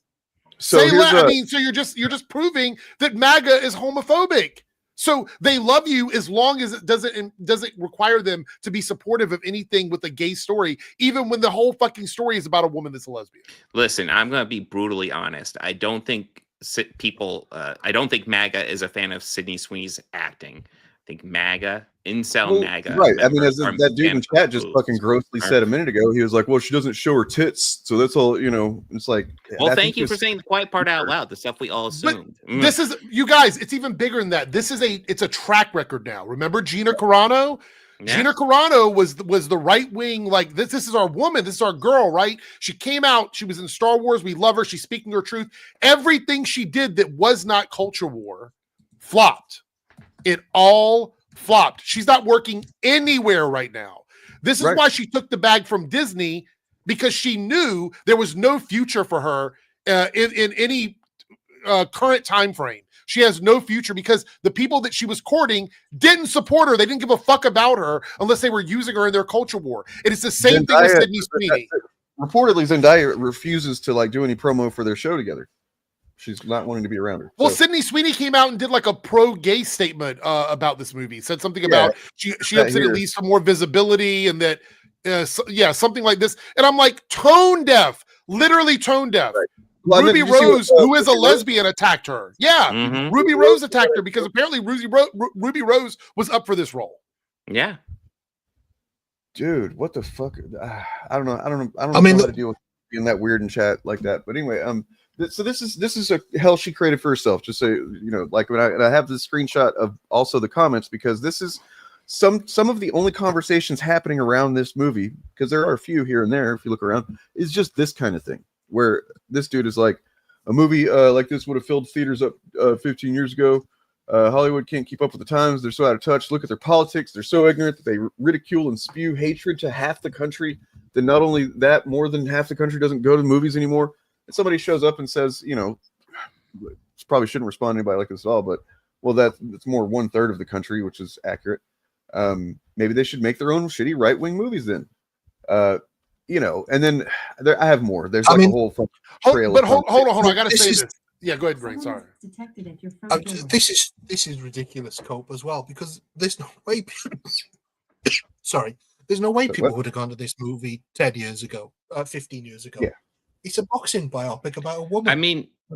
This movie is kind of Academy bait. It's kind of meant to essentially garner some critical praise, and then do a little bit of circulation, and then if it wins some awards, then like early next year we'll get some major box office. But it seems like it's probably just gonna flop and disappear. I want to point out that the reason why no one has made like this one thing about the right-wing movies or whatever, the reason why that doesn't work is this: the people who are right-wing culture people do not generate big box office numbers. Yeah.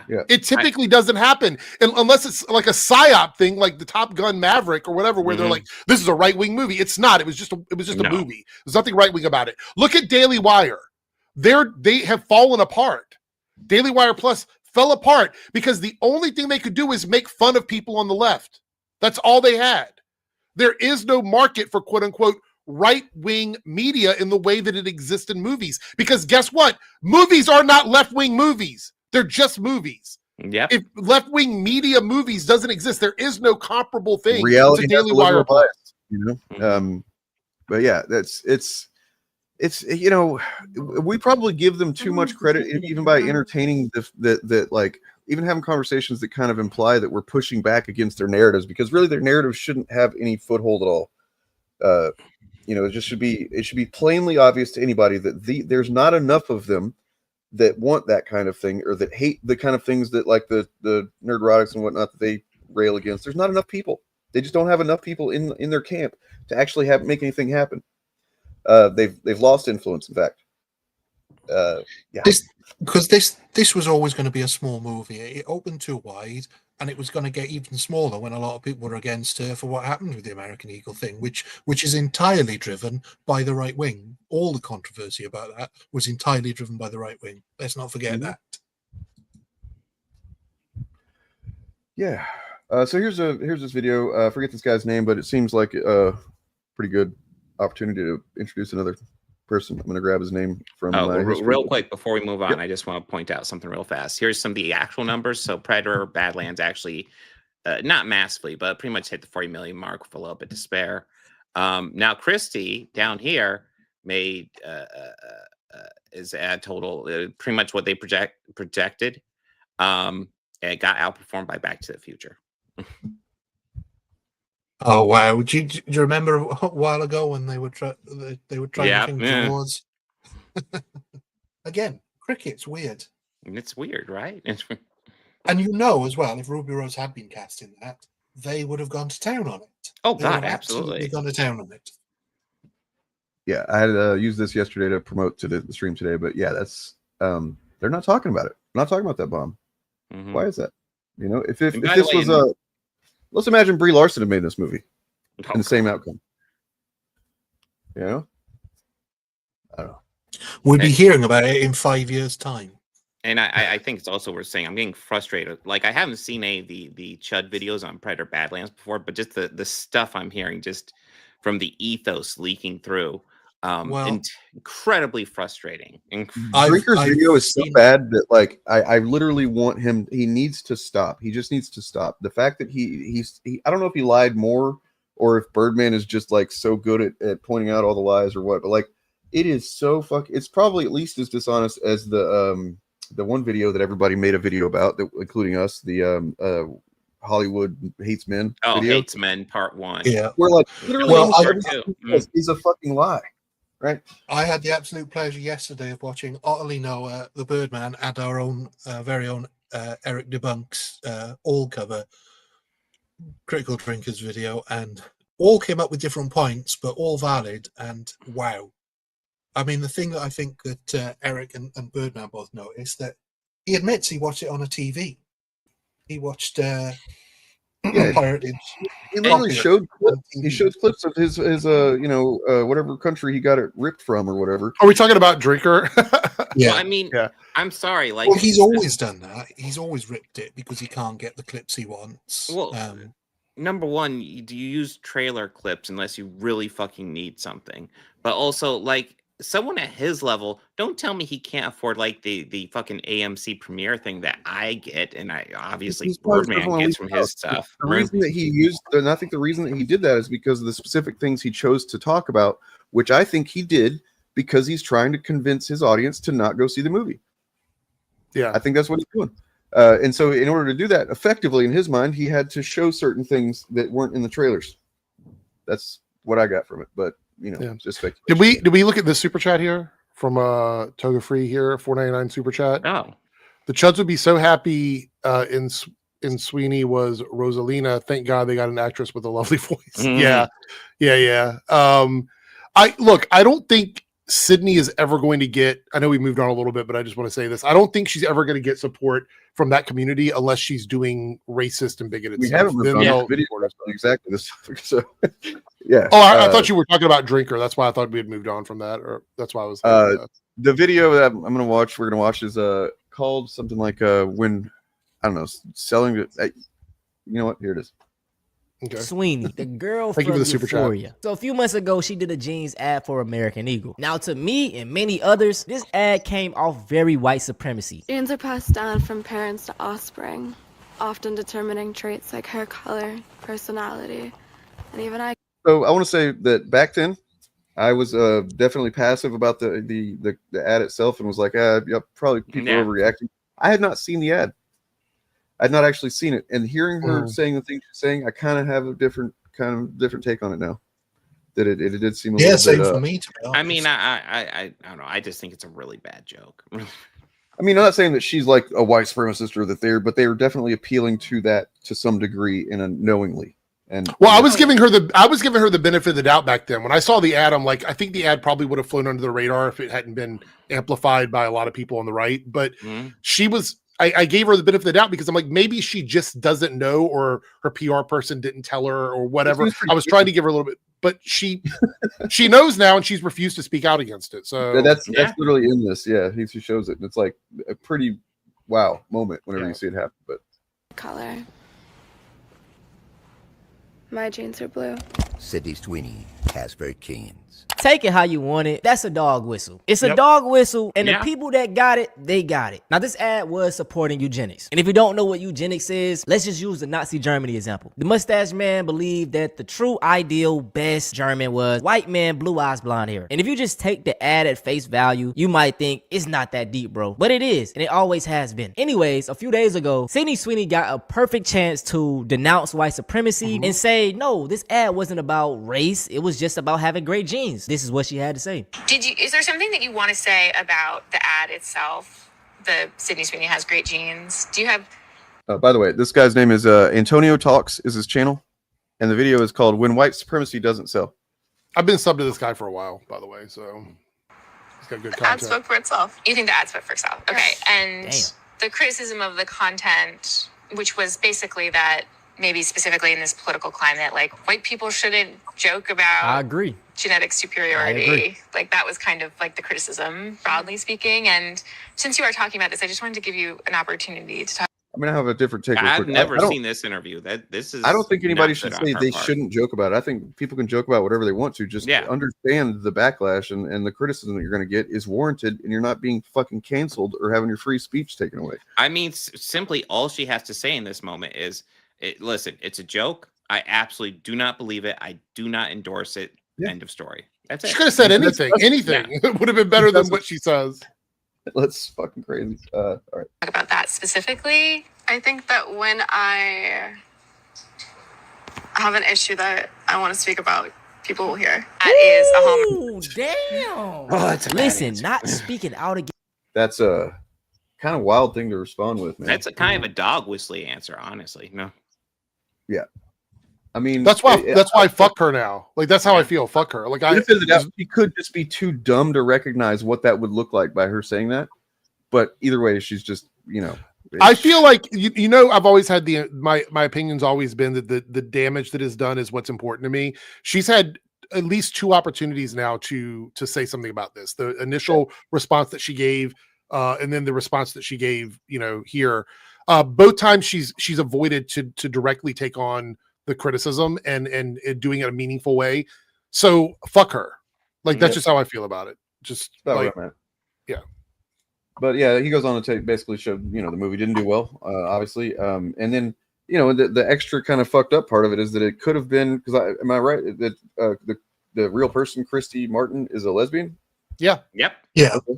That could have definitely gone to somebody who actually gives a shit about those causes. And, like Ruby Rose. You mean like Ruby Rose? Yeah. And just what seems like happened is that Ruby Rose was attached to it, and then Sydney Sweeney was like, "I want to do it," and they're like, "Oh, well, clearly we got to give it to Sydney Sweeney because she's got more of a profile, I guess." But here's the thing: think about the climate that Sydney Sweeney is in, and the type of movie that you're making. Yeah. Like, what sense does that make? You know what I mean? Go ahead, Brian. It makes no sense, but Yeah. there's a prevailing thought, and I'm pretty sure it extends to Hollywood by now, certainly in the TV world in this country, that what they do is when they call you in for a meeting, they don't care about what your ideas are. They don't care about how well you're doing in whatever you're doing. They care about how many Instagram followers you have. Yeah. That's what they're looking for. They're looking for how many people are following you on social media in an effort to convert those to viewers, basically. Can I want to say something that might be controversial, maybe it's not, but if these movies keep doing this, like underperforming because they keep hiring people based on social media following and not looking in to the content of their character or what they do as a person, it's going to force Hollywood to change the way they audition people. They're not going to be able to just use social media anymore. It's going to have to change to something else. There's only been so many financial flops they can have on these kinds of movies before they have to make a change. Like, I don't think this movie was ever going to be a massive success. It was a $30 million film. You know what I mean? People are going to just laugh it off and not even see it. You know, it could be something. It could have been something that was an award contender or whatever, but no. Yeah, it was a $30 million film. So that means they thought at least they were going to make double that. So they were thinking it was going to be a $50-60 million movie at the very least. To come out and do like 1.3 million or whatever it was, like, yeah. If you're going to be working in Hollywood, you need to have fucking principles, and you need to be very clear on what those are, such as what Oscar Isaac said. Yeah. Not open to working at Disney right now. They can figure it out, and not succumb to fascism. That would be great. Yeah.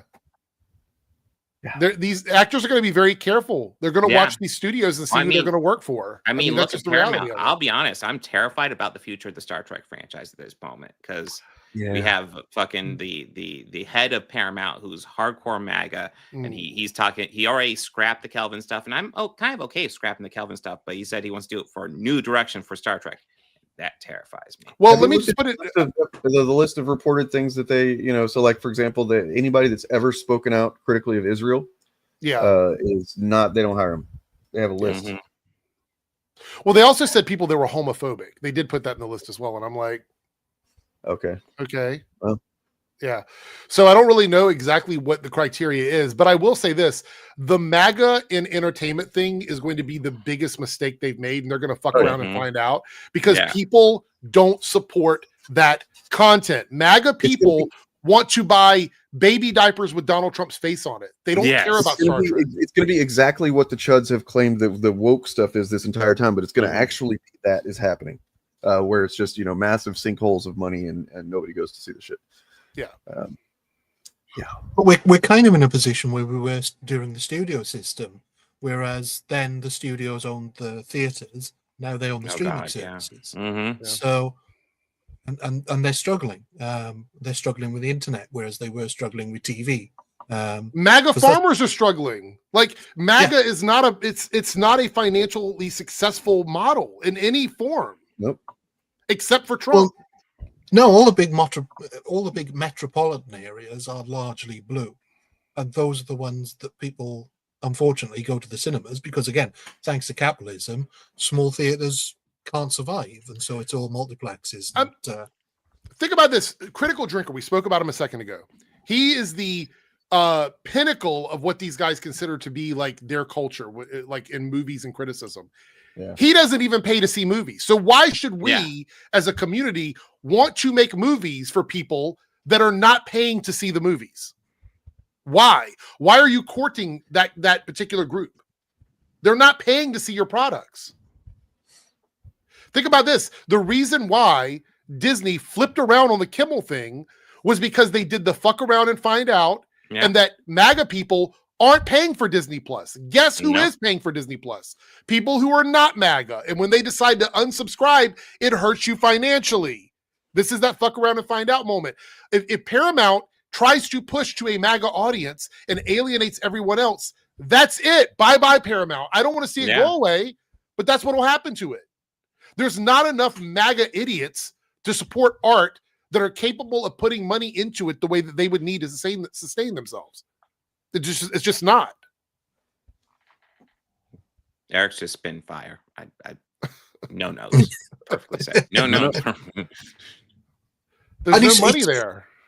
It's really not that hard for the studios to just ignore what these chuds are saying as well, because what they're saying isn't true. They need to go realistically. They need to go back to how they used to do it. Was it doesn't matter if it's political or not. If the person making it is good at their job, if the people making it are good, it doesn't matter what political messages they. And I don't even care about that, Ryan. I think that's fine if that's the metric. I don't care about that. Well, that should be the metric, because the fact is that they did used to get people who were very liberal making TV and film. And they did it well, and it was successful, and people didn't care about the political messages.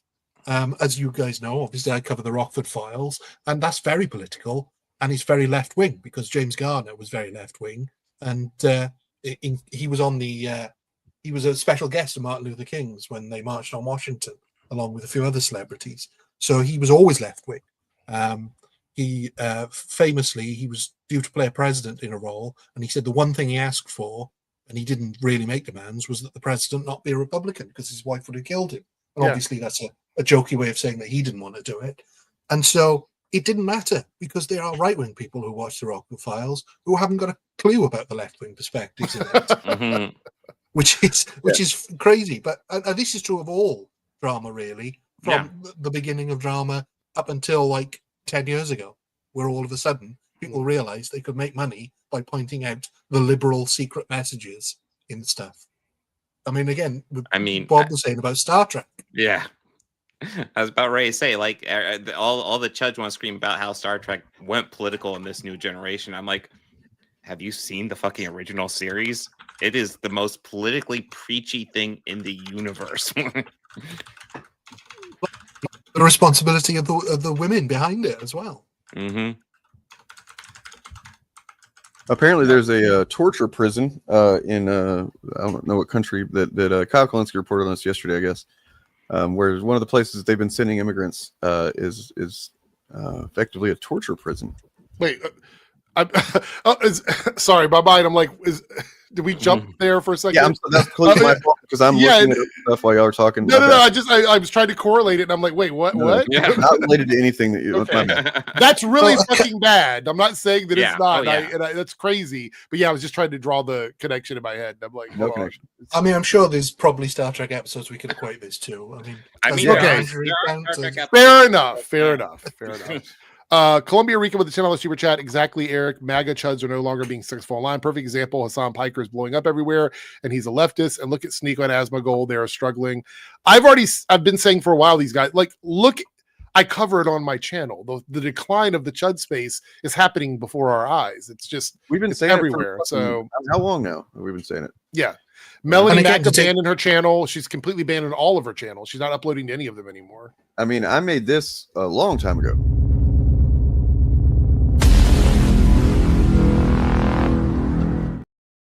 Yeah. And I mean, speaking of Drinker, he's doing well now, but if he keeps releasing lazy dogshit content like the Predator Badlands stuff, he's going to lose the audience. That was so bad. It's so funny to me. I uploaded my video literally right at the same time that Birdman uploaded his. Yeah. And what is it? Otterly or Otterly Noah. We all did the same video at the same time. I was like, oh my God. It reminds me very much of the Hollywood Hates Men video of his, because it's just so egregious. Like it almost seems like every once in a while he decides that he's going to triple, quadruple down on lies in a given video. I mean, honestly, I feel like that's every video he does. Well, it's just fundamental things that are wrong with his review. Like at the very beginning, he's like, the two planets look the same. That's the easiest debunkable lie. Yeah. But you could tell because they don't. They don't remotely look the fucking same. I think maybe you're just being bad faith. Woo! Bad faith criticism. Are you a talentless YouTuber pretending to be an expert? Do you have a tantrum when you're criticized for being totally full of shit? Then the excuse you need is bad faith criticism. Woo! Bad faith criticism. Sorry, it was on repeat. I mean, when he's yeah, go ahead. Sorry. When he's telling lies that are disproved in the trailer, you know it's bad, to the point where, I mean, I know all three of you debated whether you'd watched the film or not, and it's really hard to tell. We lose every election because of we just swept every election last week. Also, what are you talking about? 2020, we you know, and also, you know what? This seems like one of those fucking. I'm pretending to be one of you guys. I know, like we lose every election because of Cope after we just swept one of the biggest sweeps we had in a long time. Like, get the fuck out! Like, for real? You can't be, dog. You can't be for real. You cannot be. Which we fucking slammed ass last week or the week before last is fucking can't be overstated. Jeez. And I mean, I don't follow Asmongold, so I know he's big on Twitch, and he's bigger than Look, Asmongold is one of the bigger guys out there in that space, but even he's seeing diminishing returns. You want me to do the math on it? You guys hate when I do math. You want me to do the math on it? I will. Do math? But no, I mean, like, think about this, man. Like, I don't care how many. If Asmongold can have 10 times as many as anybody else viewers, this is still Asmongold, the guy that wipes his fucking gum blood on the wall and fucking, has goddamn roaches crawling across him and shit like that. Like, he's not ascendant, he's not dominant over really anything in that context. I also want to point out, views don't equal support. Like, that doesn't mean the people watching him agree. Well, the other thing I was going to say about that is it doesn't matter how many viewers or how many subscribers or whatever you have now. It's about trajectory. I mean, this is the sort of basis of capitalism. It doesn't matter how many you've got, its line must go up always, and so whose lines are going up and at what speed. So, but I know that somebody recently covered Asmongold, and they made the point that he still lives, despite his what must be an immense fortune by now. He still lives as if he hasn't got any money. He's so clueless and sort of brain rotted. I mean, geez, hire a cleaner for goodness sake. Hire a decorator. You've got that money now. I'm not like a Hassan like fan really, and I hardly ever. Every once in a while we'll catch a clip of him or something. I'm not really a fan. I don't typically watch IRL podcasts, guys. It's not really. But like, I'd seen stuff happen, bubbling up about the dog shocking incident. I'm like, wow, that's kind of fucking wild. Okay, and then I finally did just look into it, and it's so stupid. And no, of course he didn't fucking shock his dog. The what's being made into that is shows how desperate some certain folks are to present any kind of popular leftist as like, they can't take him down on the ideas, right? Or like because he's a good looking fucking guy, and so they can't just like I don't know, they can't do anything except lie. That's all they have is fucking lies, man. Yeah, Columbia says he's a multi-millionaire, lives in a dilapidated house. Yeah. True. Oh, somebody got a super chat from Low Watermark over there. Hey. Oh. Hey, Low Watermark, another super chat. Thanks for the support. Hey guys, I hope you're all doing well. Hey Dane, hey Eric, here Bob. Yeah. Hey. It's good to see him in floating around the low water mark. Yeah, I mean, yeah. I don't watch him either. To be honest, I don't like his style. Yeah, me either. I mean, I'll be honest. I think he does a lot of stupid stuff, but like at the end of the day, like if we're dealing with politics, I'm almost certainly going to agree with him more than I disagree with him. Wearing masks like ICE. What the fuck does that mean? What are we talking about? I don't even know. I don't understand what this is about.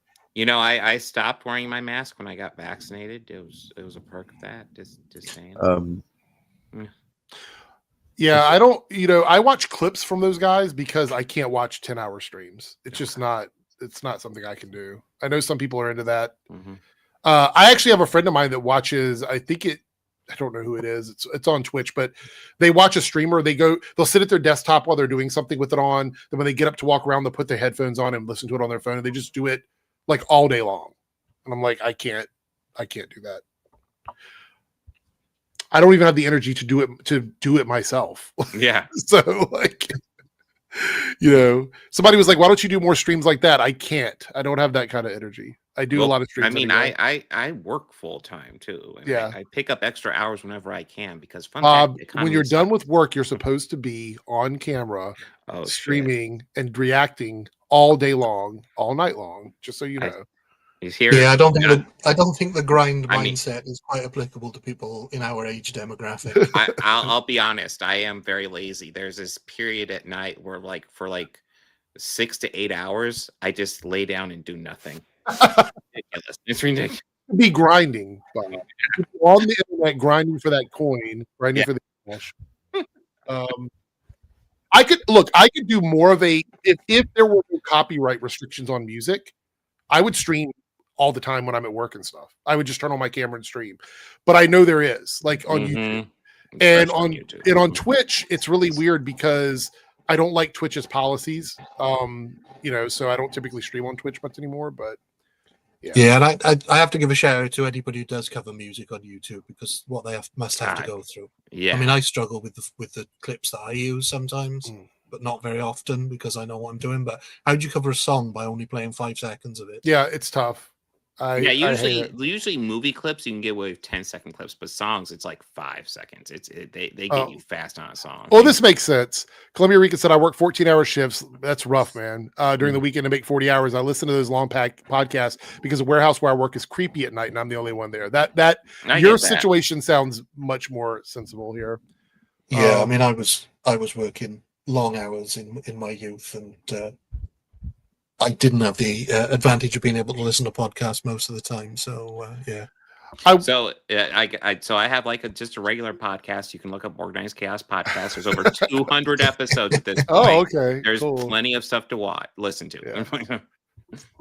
Yeah, I have the Nerdcast twice a week. Yeah. So you check mine out. And then we have plenty of episodes of the Shillcast. I think it goes back, 2 years now? 3 years almost? Yeah, I mean, probably it was like a 3 thing before we years. called it the Shillcast too. We were streaming together for it's been 3 years Yeah. now. It's almost Remember exactly the now. Fandom Initiative?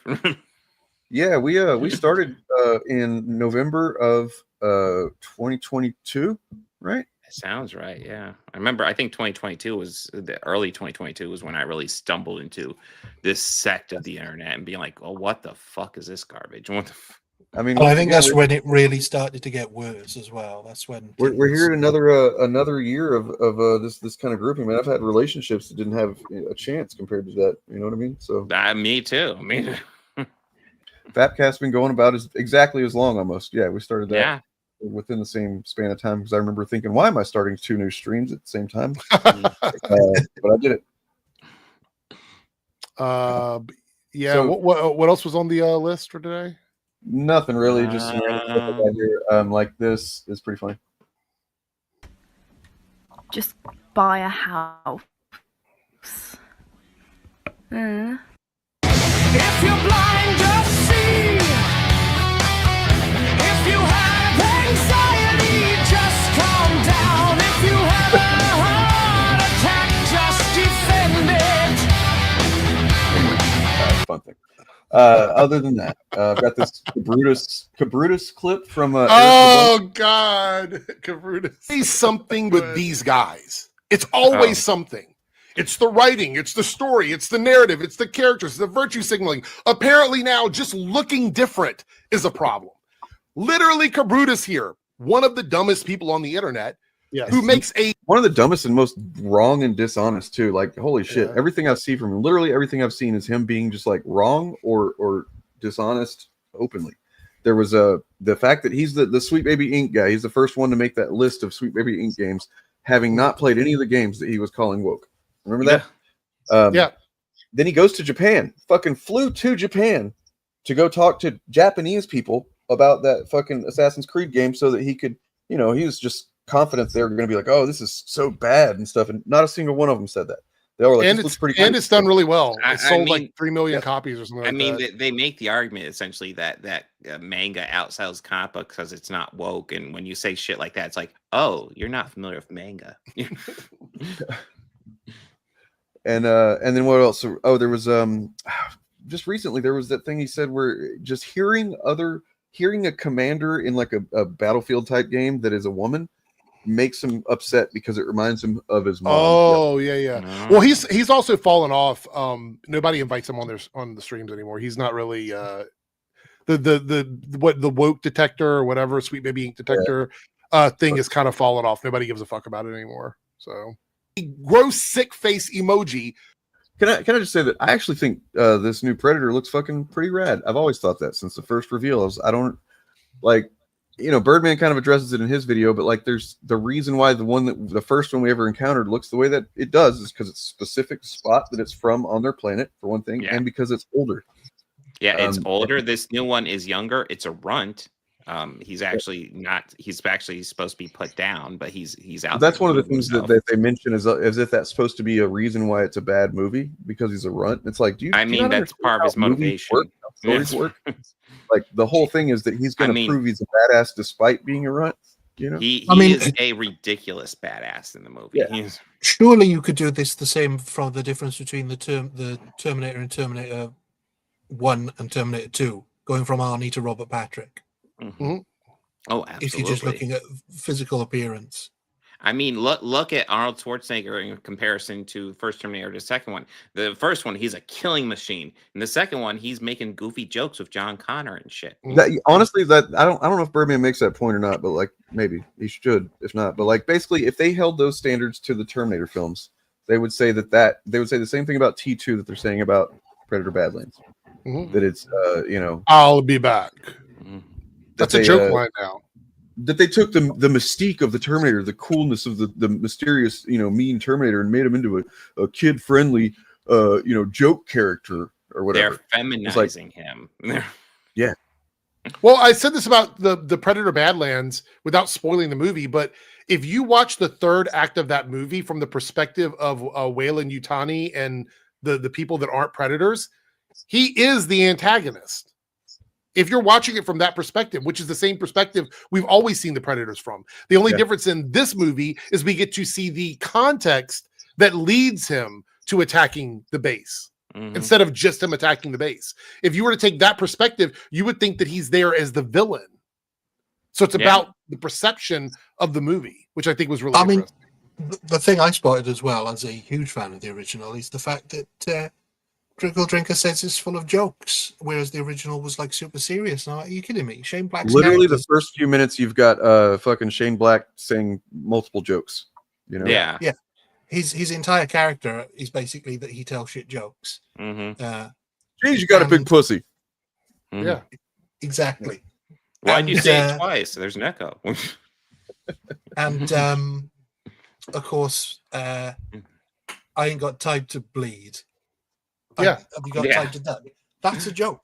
There are jokes throughout that film. Like Arnold throws a knife through a guy and says, "Stick around."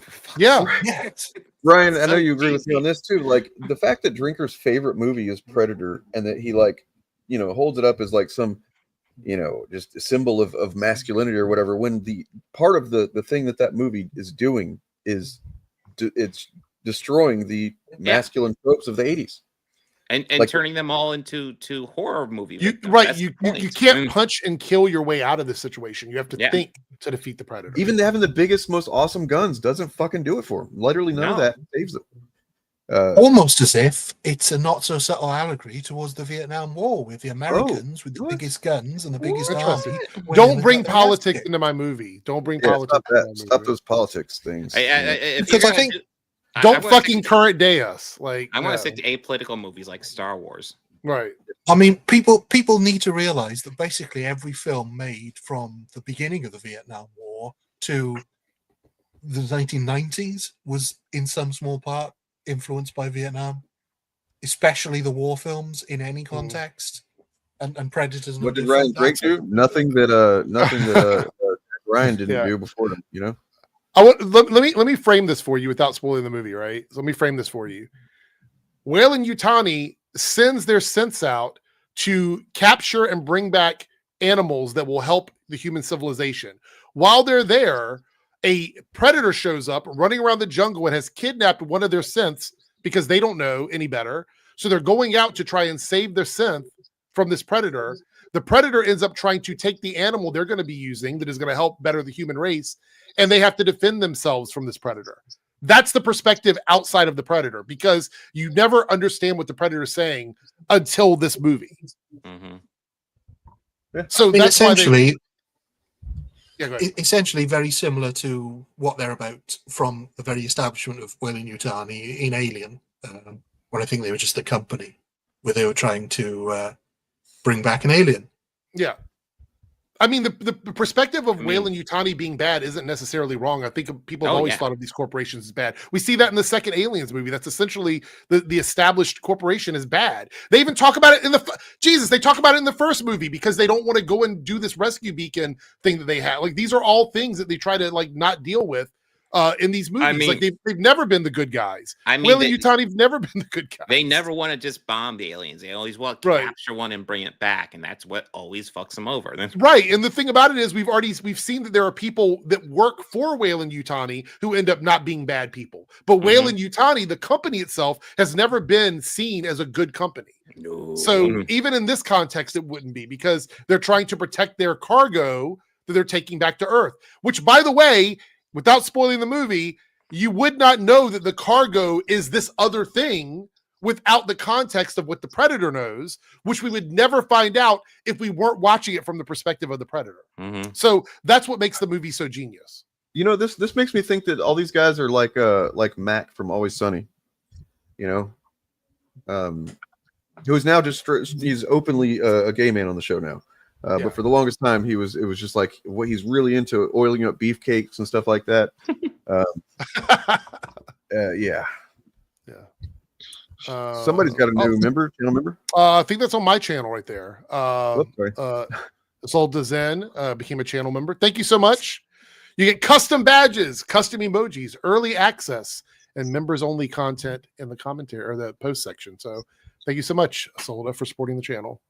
Again, though, taking this back to Drinker's Dogshit Review and Terminator, one of his complaints is that by framing it around the Predator's perspective, it deviates away from a long-established tradition in the Predator series. It's like, yeah, they did that in Terminator 2 as well. They made the villain the good guy. Spoilers for a film that he's now, oh God, he's 35 years old. Yeah. But yeah, that was probably quite shocking to people like Drinker back in 1990, when it turned out that Arnie would be the good guy. I mean, they're villain in Terminator. In Terminator 2, do you know who James Cameron originally wanted to play the T-1000? Michael Biehn. Really? Yeah, and he just thought it would be too confusing to the audience, so he didn't want to go that route. Well, but he really liked the idea of just swapping the roles around for the movie. Because I always had the idea myself that it would be cool if Robert Patrick had played older John Connor, and so that they had sent back someone who looked like older John Connor, but they never did anything with it. So. Well, I got to jump out of here. I don't know how much longer we have. Are we shutting down? Or not done. Self. At least would need to take a break if we were gonna be on anymore, but it's up to everybody else. So. I'm cool with wrapping up. I'm a little wore out from the day, so yeah, I'm happy to finish. All right, Predator Badlands is a fantastic movie. Go check. Go support it. Yep. And I'm also excited to check out Running Man this weekend.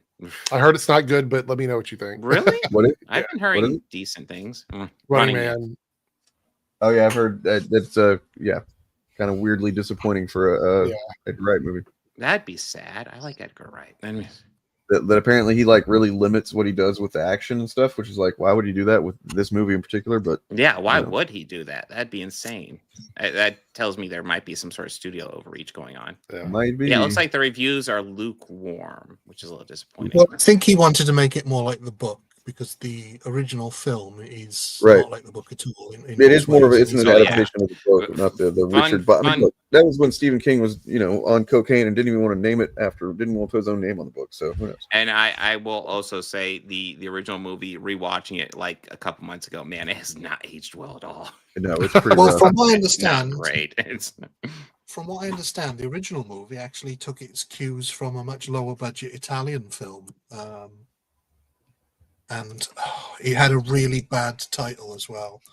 Have you guys? Do you guys know what Labubus are? Yes. Oh God, yes. Have you seen where they come from? No. Check this out. For the Labubu experience, this way. For the Labubu experience, yes. Who wants to see make a custom Labubu? Yes. Yeah. Yes, come, please, come. Filter in this way. Turn. Yes. Hi, greetings, welcome. I am from Pop Mart, the company behind Labubus. But first, we must cheers with our brand new exclusive Pop Mart boba beverage. Please take a sample, enjoy your boba beverage. I'll drink it with you. I promise it's nothing disgusting. All right, to Labubus, please drink up. Wonderful. Now, you've probably heard people accuse Labubus of manufacturing a scarcity mindset or a gambling habit in children. But the truth is, Labubus are not manufactured at all. This is freedom. This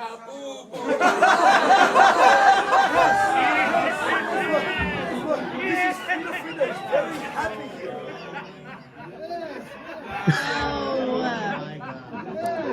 No. Don't worry. Frida is very happy here. Freedom! Yes, she says her own name, Frida. Frida. Dumb with an M on the end. Hey, Frida. She says her own name, like a Pokemon. You see, we recreated her natural It gets gross from here, guys. I'm not gonna lie. The wild Frida would make that essentially it has what he calls a labussy.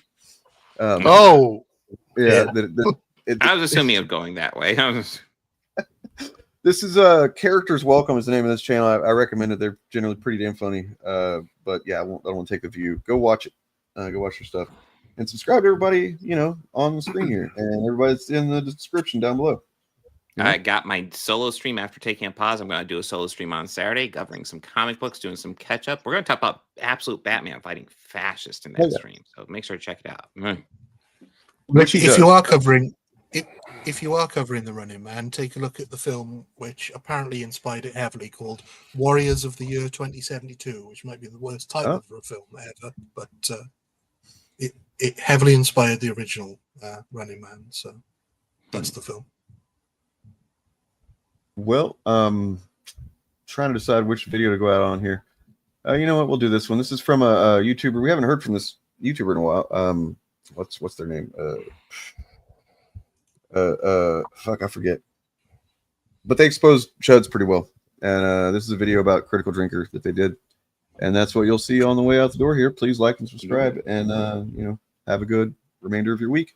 I'll be on, I imagine, Friday, doing my live stream Friday. So there you go. Yeah. See you later. Peace. You know, watching Top Gun Maverick the other day and thinking about what the actors and film crew must have gone through to actually capture that air combat footage, it really hammered home something that's been pissing me off about modern movies for a long time now. A phenomenon that I could best describe as CGI overloads. The Dark Star was made available to the production, but it didn't fly, so it's completely CGI. The good old F-14 doesn't fly anymore. It's all CGI. The enemy's 5th generation fighters, they don't exist. They're all CGI. And in the entire dogfight at the end of the movie, you're watching 100% CGI. And on the face of it, it should have resulted in a better end product. After all, CGI doesn't rely on actors hitting their mark. CGI totally relies on actors hitting their marks, and that's one of the biggest struggles. You have to get them to get their eye lines correct, and you have to get them to react to this thing that doesn't exist as though it does exist. It's controllable, it's predictable, it's safe. If you're not an artist, don't expect the computer to do it for you, because it ain't gonna do nothing. It's controllable, it's predictable, it's safe, it's controllable, it's predictable, it's safe, it's controllable, predictable, it's controllable, predictable, it's cost effective. The idea that CGI is more cost effective than practical effects is a myth. And that's not even talking about what the fucking actors have to work with now. Just actors standing around in big empty green rooms having no fucking clue what they're supposed to be reacting to. Just actors standing around in big empty green rooms having no fucking clue what they're supposed to be reacting to. Just actors standing around in big empty green rooms having no fucking clue what they're supposed to be reacting to. And that's not even talking about what the fucking actors have to work with now. And that's not even talking about what the fucking actors have to work with now.